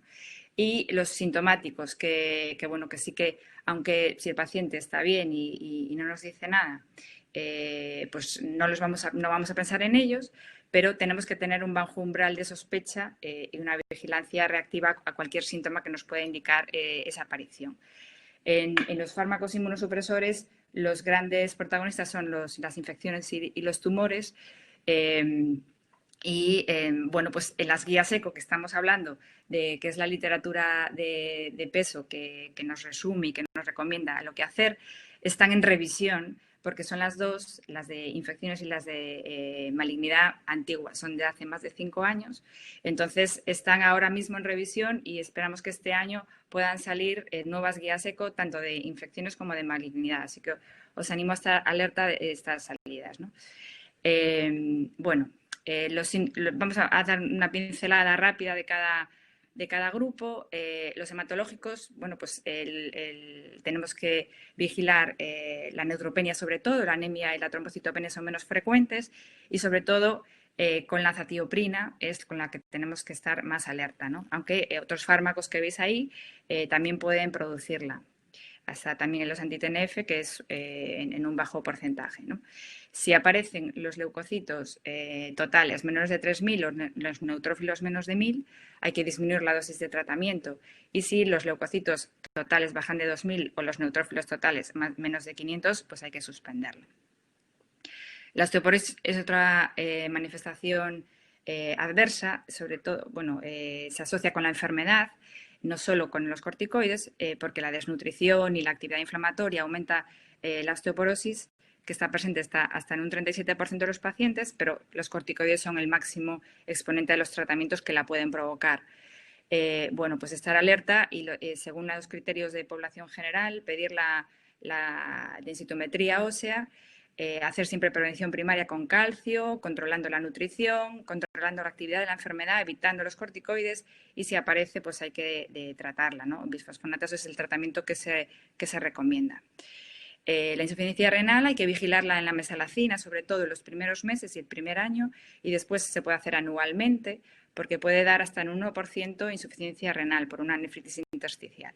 La ciclosporina es más frecuente, pero como la damos poco tiempo, normalmente no vamos a tener, no solemos ver este problema, ¿no? En el hígado, las transaminasas, pues casi cualquier fármaco puede elevar transaminasas. Lo típico que tenemos mayor problemas es con los tiopurínicos y el metotrexate, que en un porcentaje no bajo, no es raro, es frecuente, que puedan alterar las transaminasas.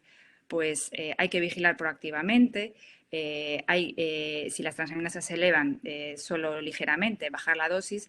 Si se elevan más de 5 veces o la fosfatasa alcalina más de 2 veces o hay una elevación de las transaminasas menor de 5 pero con bilirrubina elevada, hay que suspender siempre sabiendo de qué partimos y si hay síntomas, pues también suspender, ¿no? Hay que pensar que también la posibilidad de una hepatitis autoinmune y en algunos casos de hepatitis tóxica medicamentosa se puede recomendar los corticoides sin una evidencia alta, pero que nos pueden bajar un poquito la inflamación. Para la azatioprina, la hepatotoxicidad está asociada a niveles altos del metabolito metil-6-mercaptopurina y hay algunos trucos que pueden hacer que el paciente pueda volver a tolerarlo. Y pues antiguamente se usaban más porque teníamos menos opciones de tratamiento. Separando la dosis se tolera mejor y se producen menos metabolitos, asociando al opurino las dosis bajas con una dosis del 25%. Esto se recomienda hacerlo con mucho cuidado y en centros expertos que tengan algo de experiencia y se puede conseguir que no haya toxicidad hepática, ¿no? También, bueno, pues saber que la azatioprina puede causar daño vascular hepático, produciendo enfermedad veno-oclusiva, peliosis o hiperplasia nodular regenerativa. En estos casos hay que suspender y sospecharíamos si aparece trombopenia o una gamma GT elevada, ¿no? Siempre con las transaminasas elevadas hay que completar el estudio con una ecografía y ver cómo está el hígado. Efectos metabólicos por los corticoides, ciclosporina y el tofacitinib, ¿no? Que hasta en un 20% puede producir hipercolesterolemia, que a veces pues, hay que dar hipolipemiantes, pero que no se ha visto que se asocie con mayor riesgo cardiovascular. Y pasando a los efectos adversos sintomáticos, pues los generales de fatiga, artralgias, cefalea, nasofaringitis, pues veremos casi que en todos los ensayos clínicos, en todas, tenemos pacientes que se aquejan de estos síntomas. Son normalmente inespecíficos, no son intensos y generalmente no causan suspensión del tratamiento. En los gastrointestinales pues nos importan más porque el paciente viene de tener síntomas de una enfermedad inflamatoria que le afecta a síntomas intestinales y las náuseas pues son un problema que nos limitan el tratamiento tiopurínico con metotrexate en un número frecuente de veces, ¿no? En otros fármacos también puede ocurrir. Entonces, bueno, pues sí que en estos tenemos que suspender. Todo depende de la tolerancia del paciente y la intensidad de los síntomas. los tiopurínicos, si a veces separamos la dosis, también podemos conseguir que el paciente que solo tiene así algunas náuseas lo tolere y podamos continuar con él. La diarrea puede estar producida por la mesalazina, los tiopurínicos, metotrexato y la ciclosporina. Y bueno, pues a veces nos confunde porque la enfermedad inflamatoria intestinal da diarrea y tenemos que estar alerta pues si hay un cambio de la diarrea, si hay un aumento de la diarrea cuando damos este tratamiento, pues pensar que puede ser el fármaco que estamos dando y entonces deberíamos suspenderlo, ¿no? Tuvimos un caso de una colitis con diarrea que era refractario a los corticoides y se le dio ciclosporina hace bastantes años y empeoró. Y la paciente, hubo un momento en que se pensó en que, pues, que había que hacer una colectomía porque la colitis estaba yendo mal, ¿no? También tenía mucha náusea, era un tipo diferente de diarrea, se le suspendió la ciclosporina y la paciente mejoró francamente. Y después se le puso infliximab y fue perfecto, ¿no? Esta paciente, pues si nos dejamos llevar por la impresión, parece que pudiera ser la diarrea porque fue mal la colitis y va a haber acabado en una colectomía, ¿no? Siempre damos tratamiento, empeora al paciente, no es que no mejore, empeora, pensar en esta posibilidad, ¿no? La pancreatitis aguda, pues es una reacción también idiosincrásica. En el caso de la mesalazina, los tiopurínicos puede ocurrir, suspender el tratamiento. Neumológicos, bueno, lo más grave sería una neumonitis intersticial que puede ocurrir con la mesalazina, muy raro, pero puede ocurrir, pero también menos raro con la metotrexato y los anti-TNF, suspender. Los eventos cardiovasculares no se habla mucho, pero sí que los anti-TNF sabemos que está contraindicado en la insuficiencia cardíaca con una insuficiencia cardíaca grado 3 o 4, pero podríamos darla en una insuficiencia cardíaca más leve o en paciente con cardiopatía sin insuficiencia cardíaca. Sin embargo, pues habremos de tener cuidado porque puede causar un primer episodio de insuficiencia cardíaca, incluso pues, en un paciente que no lo tenía, ¿no? La mesalazina también puede dar algunas miocardiopatías, pero también sería muy rara una reacción como también inflamatoria. Entonces, siempre saber el estado basal del paciente, si hay cambios durante los tratamientos, siempre valorar y también de forma multidisciplinar el efecto de ese tratamiento y cambiarlo, ¿no? Los eventos tromboembólicos sabemos que son frecuentes en la enfermedad inflamatoria. Los corticoides los aumentan y el tofacitinib, pues hay una alarma sobre ello también. Sobre todo, esta alarma ha aparecido en un grupo de pacientes con artritis reumatoide tratados con tofacitinib a dosis altas después de muchos meses de tratamiento. Y entonces, en el grupo de colitis ulcerosa, en los ensayos clínicos por ahora, no ha habido esta alarma, pero sí que hay una vigilancia especial, con lo cual, por el momento, lo que se recomienda es el uso con precaución en pacientes con factores de riesgo y evitar una pauta de mantenimiento de dosis alta, ¿no? Si existe un evento de tromboembólico, sí que es suspender el tofacitinib sin ninguna duda. Desde el punto de vista neurológico, la ciclosporina puede causar varios síntomas neurológicos, el metronidazol, neuropatía periférica, y los anti-TNF, por efectos autoinmunes de desmielinización, pueden causar también neuritis óptica y polineuropatía. Entonces, también en ese caso, suspender.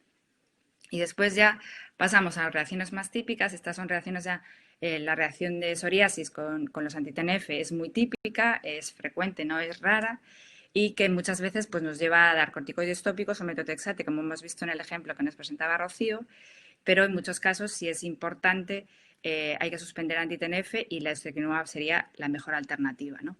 Otras afectaciones, pues la alopecia, en un caso no desdeñable con el metotrexato o anti-TNF, y reacciones de hipersensibilidad que afectan a la piel, que van desde un exantema, pero en algunos casos puede haber hasta necrosis epidérmica tóxica, que puede ocurrir más frecuentemente con los tiopurínicos, que hacen reacciones de hipersensibilidad, ¿no? Pero también con otros fármacos. Eso solemos estar alerta, ¿no?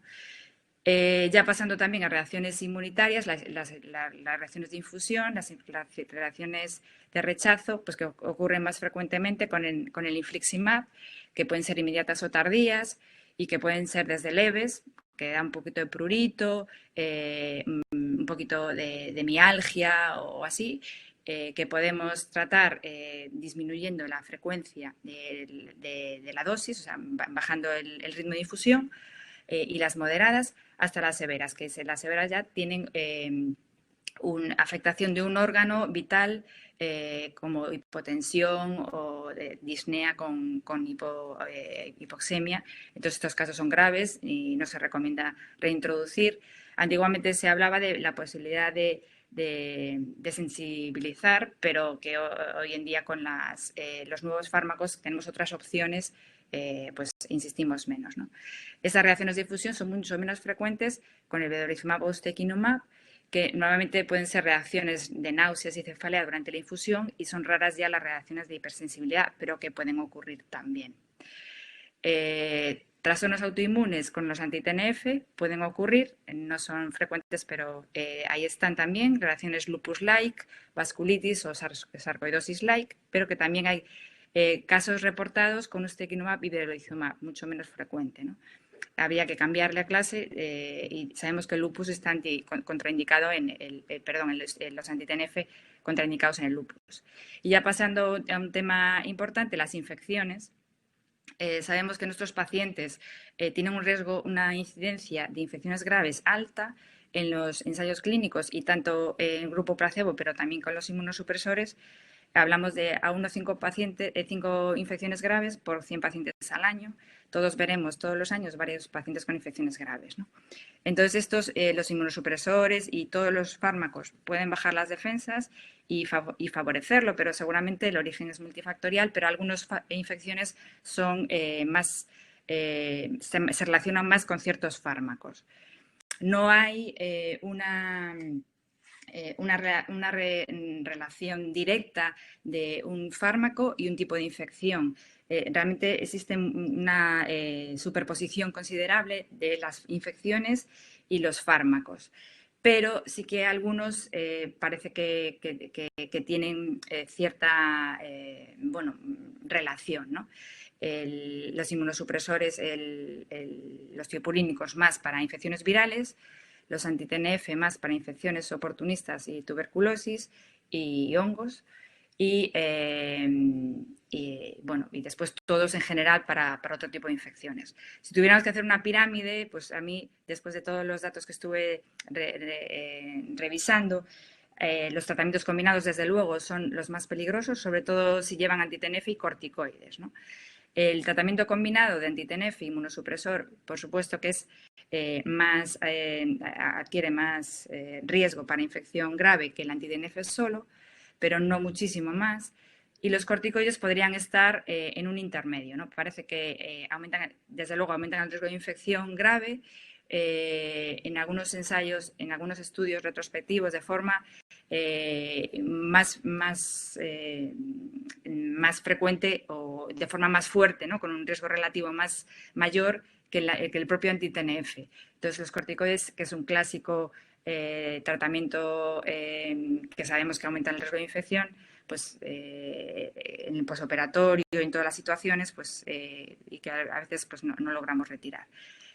Los inmunosupresores aumentan el riesgo de infección, pero menos que el anti-TNF en infecciones graves, en global. Y los nuevos fármacos, pues aún no sabríamos decir, porque sí que en los ensayos clínicos no hay suficiente bagaje de tiempo. El ustekinumab y el vedolizumab se aproximan a los eventos de infecciones graves igual que el placebo, y el tofacitinib parece que para algunas infecciones pues también aumenta el riesgo, estaría un poquito en paralelo al anti-TNF en el riesgo de infección grave. Entonces, bueno, pues en las infecciones bacterianas que hablábamos, podríamos hablar de las comunes como la neumonía, gastroenteritis, infecciones urinarias, son más frecuentes. y las poco comunes también son más frecuentes, sobre todo en el anti-TNF, con los anti-TNF, la listeriosis, nocardiosis o tuberculosis, que se podrían considerar infecciones graves oportunistas porque normalmente tienen capacidad infecciosa limitada en circunstancias ordinarias, ¿no? Entonces, en estos casos, si es una infección grave oportunista, suspender temporalmente anti-TNF, ustekinumab o tofacitinib. El vedolizumab, hay autores que hablan de suspender solo si la infección grave es intestinal, pero si afecta a otros órganos podrían valorar mantenerlo. En caso de Clostridium, recomendaríamos un retraso en la siguiente dosis hasta empezar el tratamiento para Clostridium y que el paciente tenga buena evolución. Y el vedolizumab retomarlo tras resolución del cuadro, ¿no? Porque sí que el vedolizumab, aunque para otras infecciones no afecta, o parece que no afecta, para infecciones gastrointestinales sí que puede aumentar el riesgo. La tuberculosis, pues hay que suspender el anti-TNF, el ustekinumab y el tofacitinib, y solo intentaríamos reintroducirlos al final, cuando acabáramos el tratamiento para la tuberculosis. Pero si es necesario, porque la enfermedad inflamatoria va mal, se puede a partir del segundo mes de tratamiento. También durante el tratamiento antituberculoso, muchas veces la enfermedad inflamatoria permanece estable, porque tiene cierto efecto antiinflamatorio, ¿no? Y la reintroducción en caso de infecciones graves oportunistas en un anti-TNF, pues no se recomienda así directamente, habría que valorar el riesgo-beneficio porque muchas veces, ahora tenemos otras opciones, esas infecciones son muy graves y si el paciente le seguimos inmunosuprimiendo, pues le podemos empeorar. Para las infecciones virales hablaríamos de las agudas y las más frecuentes pero más leves, pero las infecciones graves podrían ser el herpes zóster, el herpes diseminado o el CMV. En estos casos, sobre todo, lo que más afecta para las infecciones virales es las tiopurinas y el tofacitinib.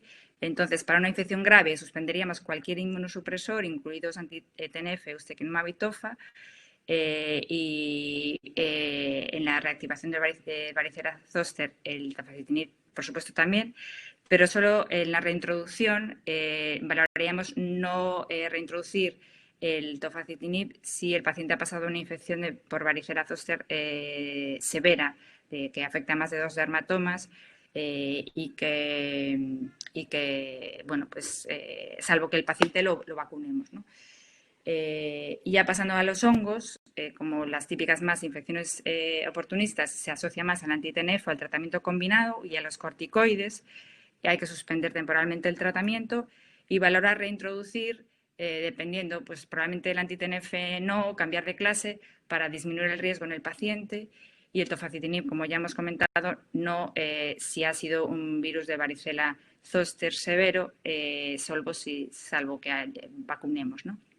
Y ya el último aspecto son los tumores. Bueno, los tratamientos inmunosupresores pueden aumentar el riesgo de tumores, pero sobre todo lo que está demostrado, pues los tumores hematológicos, los linfomas. En este aspecto, los que aumentan el riesgo son las tiopurinas, el tratamiento combinado más que las tiopurinas solo, y la anti-TNF está en dudas porque muchos pacientes con anti-TNF tienen el factor de confusión del tratamiento combinado con tiopurinas, ¿no? Pero sí que en alguna revisión sistemática sí que analizando en conjunto sí que se ve que aumenta un poquito el riesgo. En estos casos siempre hay que suspender el tratamiento inmunosupresor y nunca reintroduciríamos tiopurínicos posteriormente al tratamiento quimioterapéutico, lo que fuera, ¿no? Y el anti-TNF, pues mucha precaución, valorando cambiar la diana. Los tumores de piel, los tiopurínicos aumentan el riesgo de cáncer de piel no melanoma. Se puede mantener si es un vaso celular esporádico porque son de bajo riesgo, pero suspenderíamos definitivamente los tiopurínicos si es un escamoso o un vaso celular agresivo o múltiple, ¿no? Y el melanoma, pues suspenderíamos el anti-TNF, que es el que aumenta el riesgo. Otros tumores, pues el cáncer renal y el cáncer de cervix. El cáncer renal está asociado con los tiopurínicos, con un aumento del riesgo relativo de 2 a 3 y se recomienda suspenderlos. Y el cáncer de cervix parece que se relaciona con los tiopurínicos, no está muy claro las recomendaciones ni el aumento del riesgo sobre el estado basal, pero se habla de mantener, si hay displasia, se puede mantener, pero suspender definitivamente si hay cáncer de cérvix. En global, ya para terminar, con todo, tendríamos que hacer una modelación del riesgo-beneficio de cada tratamiento en cada persona. Bueno, esto es un ejemplo de una modelación de riesgo que se hizo en un trabajo en el 2006 de Kirchner, y hablan de, bueno, pues, el riesgo de cáncer de colon y de linfoma, y en relación con la enfermedad inflamatoria intestinal, su recaída en distintas situaciones, en mujeres, varones, 35 años al suspender el fármaco o 65 años. Y pues en escenarios diferentes ven que claramente el beneficio de los tiopurínicos en un paciente con una enfermedad de Crohn extensa en remisión es a favor de los tiopurínicos de continuar a los 35 años. En cambio, pues una persona de 65 años con menos del 50% del colon afectado y en remisión, pues sería a favor de retirar los tiopurínicos, ¿no? Entonces, cada escenario depende un poco del riesgo de la reactivación de la propia enfermedad, de los beneficios del tratamiento, pues tendríamos que modelar el riesgo-beneficio y no olvidar siempre la calidad de vida del paciente, ¿no? Entonces, resumen, conocer el paciente, su estado basal, conocer el fármaco, conocer si es posible prevenir antes de dar el fármaco y vigilar y contactar con el paciente si hay cualquier cambio. Y nada más, muchas gracias. Muchas gracias, Maite. Bueno, pues eso, pues sigo invitando a la gente que nos vayan llegando preguntas. Aquí nos ha llegado la primera de Pablo Pérez Galindo. Bueno, que te da la enhorabuena por la presentación. Y bueno, pues te dice que ha escuchado a varios expertos hablar de la astenia como un efecto secundario de azatoprina, que llega a ser invalidante. Dada la elevada prevalencia de la astenia en nuestros pacientes en general con enfermedad inflamatoria intestinal, muchos de los cuales están ya en tratamiento con azatoprina, ¿hasta qué punto te planteas suspender el tratamiento ante un paciente con astenia supuestamente asociada al tratamiento con azatoprina? Bien, sí, toda la razón. Es verdad que muchos pacientes con azatioprina refieren astenia, pero sí que muchos pacientes en general refieren astenia. Yo, si la enfermedad inflamatoria está en remisión, le pongo al paciente sobre la mesa lo que hay, ¿no? Le digo, mira, este tratamiento puede ser que algo de astenia te dé, pero puede ser que simplemente sea la enfermedad inflamatoria, aunque esté en remisión. El beneficio que estamos obteniendo es pues la enfermedad en remisión, con todo lo que conlleva. Y le digo que un poco que intente cuantificar si es una astenia pero que al final es solo si lo piensa, o si es una astenia que realmente no le deja hacer cosas. Y después probar, pues si el paciente decide que sí, está convencido, pues he tenido pacientes pues, que lo hemos decidido, lo han suspendido y han mejorado. Y otros bueno, que siguen con astenia, ¿no? Que cambias de tratamiento, a lo mejor también ves que tienen actividad de la enfermedad. Bueno, al final es una decisión de varios factores, pero siguen con astenia. Le quitas la azatioprina y siguen con astenia. Yo un poco, no es pasarle la pelota al paciente, pero es decir, bueno, yo la verdad es que prefería seguir, si te va bien, para la enfermedad inflamatoria intestinal, pero realmente si la astenia me estás diciendo que no te deja hacer cosas, pues normalmente sí que es verdad que produce astenia, no es mentira. Pero bueno, claro. Bien, ya es cierto, por comentar una cosa, que es cierto que las astenias por azatioprina a veces son un poco agudas, ¿no? Es decir, aunque es un poco, parece una tontería decir una astenia, pero sí que yo alguna que he visto sí que ha sido porque es que muy poquito tiempo, ¿no? Entonces, en ese caso es el único que sí que parece claro. Mientras va llegando alguna pregunta más, yo tengo, bueno, pues una que es, bueno, pues en la pirámide que has comentado, en la pirámide de seguridad que está fenomenal, bueno, pues es cierto que los anti-TNF en combo están abajo de todo, pero cuando van en monoterapia, pues se están más cerca ya de ustekinumab y de betoclimab. Entonces, bueno, pues poniendo un poco el balance de seguridad que parece clara la monoterapia, efectos reacciones infusionales con infliximab, pero no con adalimumab, inmunogenicidad y sobre todo eficacia, ¿qué recomiendas? ¿No? Es decir, ¿qué recomiendas hasta qué punto o en qué momento piensas que es bueno ir a monoterapia o en qué pacientes empezar con monoterapia? Sí, la verdad es que, por ejemplo, entre infliximab y adalimumab, que a lo mejor para un escenario concreto tienen la misma eficacia, muchas veces, debido a la inmunogenicidad menor del adalimumab y que vas a poder estar con más, con más probabilidad en monoterapia porque hace menos anticuerpos, ahí metería más hacia el adalimumab, ¿no? que hacia el infliximab. El anti-TNF, la verdad es que en eficacia es muy buen fármaco, ¿no? Entonces, si lo das en monoterapia, si el paciente no es mayor, a mí me da mucha seguridad. Entonces, sí que, bueno, pues realmente el adalimumab, el infliximab también es muy eficaz. El problema es eso, que siempre te tira a hacer un tratamiento combinado. Y entonces eso te quita un poquito de seguridad. Bueno, yo creo que sí que seguimos teniendo mucha confianza en el anti-TNF en monoterapia y me tiraría más en la adalimumab por eso, ¿no? Mira, una pregunta de Eva Martín sobre efectos secundarios por mesalazina tópica, en concreto de la pancreatitis, ¿no? De qué efectos secundarios, bueno, pues están descritos con mesalazina tópica. Sí, es verdad que la pancreatitis se asocia más con la mesalazina oral y hay algunos expertos que hablan de que el paciente podría tolerar mesalazina tópica, pero también hay casos descritos con pancreatitis con mesalazina tópica. Entonces, claro, las pancreatitis por mesalazina suelen ser leves, las que están descritas son leves, ¿no? Yo en una colitis, una rectitis ulcerosa, si te ha hecho pancreatitis con la mesalazina oral, probaría la tópica sola, porque, bueno, pues realmente si no hace pancreatitis y tolera mesalazina tópica, evitas, pues, claro, los tepurínicos ya. Sí. Yo, como anécdota, comentar que hemos tenido un caso hace mucho tiempo, de hecho lo presentamos en uno de los casos de EIGA, lo presentó, no me acuerdo quién, un residente nuestro, de un paciente que había hecho una pancreatitis por mesalazina oral y luego nos hizo otro por la tópica. Y es cierto que, bueno, pues que todavía es un paciente, ya es mayor, ya tiene su colitis, que se mantiene sin nada, pero porque una colitis muy light, pero yo desde esa le tengo un poquito de miedo a la segunda. Tal.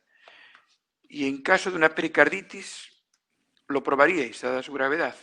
Es decir, pericarditis por mesalazina, ¿probarías la tópica? Bueno, me pones en un extremo. No soy yo, es Eva Martí, Bien, realmente una pericarditis que es más grave. Yo ahí no la pondría. Y yo creo que la última bueno, si no llegan más, es, bueno, cuando oyes a los franceses hablar, parece que ellos nunca ponen la cetoprina, porque si el joven, por muy joven, si el mayor, yo ya sería mayor, es decir, parece que la ponen solo en la luna de miel, porque lo ponen entre los 25 y los 35 años, ¿no? Entonces, ¿qué opinión tienes tú de eso? Porque es cierto que es algo que con la llegada de los biológicos por eficacia, pues parece que tal, pero bueno, ¿qué opinas tú? ¿Hay alguna edad que digas, no quiero poner ya no me siento a gusto poniendo la cetoprina? A ver, a mí me parece que la cetioprina, si fuera un fármaco que saliera hoy en día, sería un buen fármaco, una pequeña molécula que no sé qué, que tiene su eficacia, que tiene su efecto secundario. A ver, tiene sus problemas y yo no uso un límite de edad. Sí que en una persona de 80 años no me gusta iniciarla. pero con 70 años inicio azatioprina si el paciente es corticodependiente. No lo contraindico por la edad. No sé, yo creo que hay muchos detractores y muchos defensores, ¿no? La azatioprina tiene como muchos bandos. Pero bueno, yo tampoco hay una cosa clara una evidencia clara que nos contraindique la azatioprina a una edad determinada. También el estado del paciente o su comorbilidad y otras cosas pueden ser importantes, ¿no? Pero bueno, no lo tengo tan claro, ¿no? Bueno, pues yo creo que si no llegan más preguntas, bueno, pues agradecerte también la ponencia, agradeceros a las cuatro, porque las cuatro ponencias han estado muy bien, se nos ha pasado muy rápida la tarde. Pues agradecer a todos los que han estado conectados, bueno, pues también a la parte técnica, a Trama, agradecer a EIGA, seguir haciendo estas cosas, en especial en este caso a Echarri, que ha sido la persona que ha diseñado también este curso de interfaz, y por último eso, a los asistentes y a Janssen por permitírnoslo. Sin más, nos podemos despedir todos si queréis, pero recordaros antes que el jueves tendremos a la misma hora, por la misma, bueno, pues la segunda parte del curso Interfaz, que será moderado por el doctor Carpio, y bueno, pues estará también con ponencias realmente interesantes. Y bueno, pues nada, desearos buena tarde que queda y hasta el jueves. Hasta luego. Buena tarde. Chao.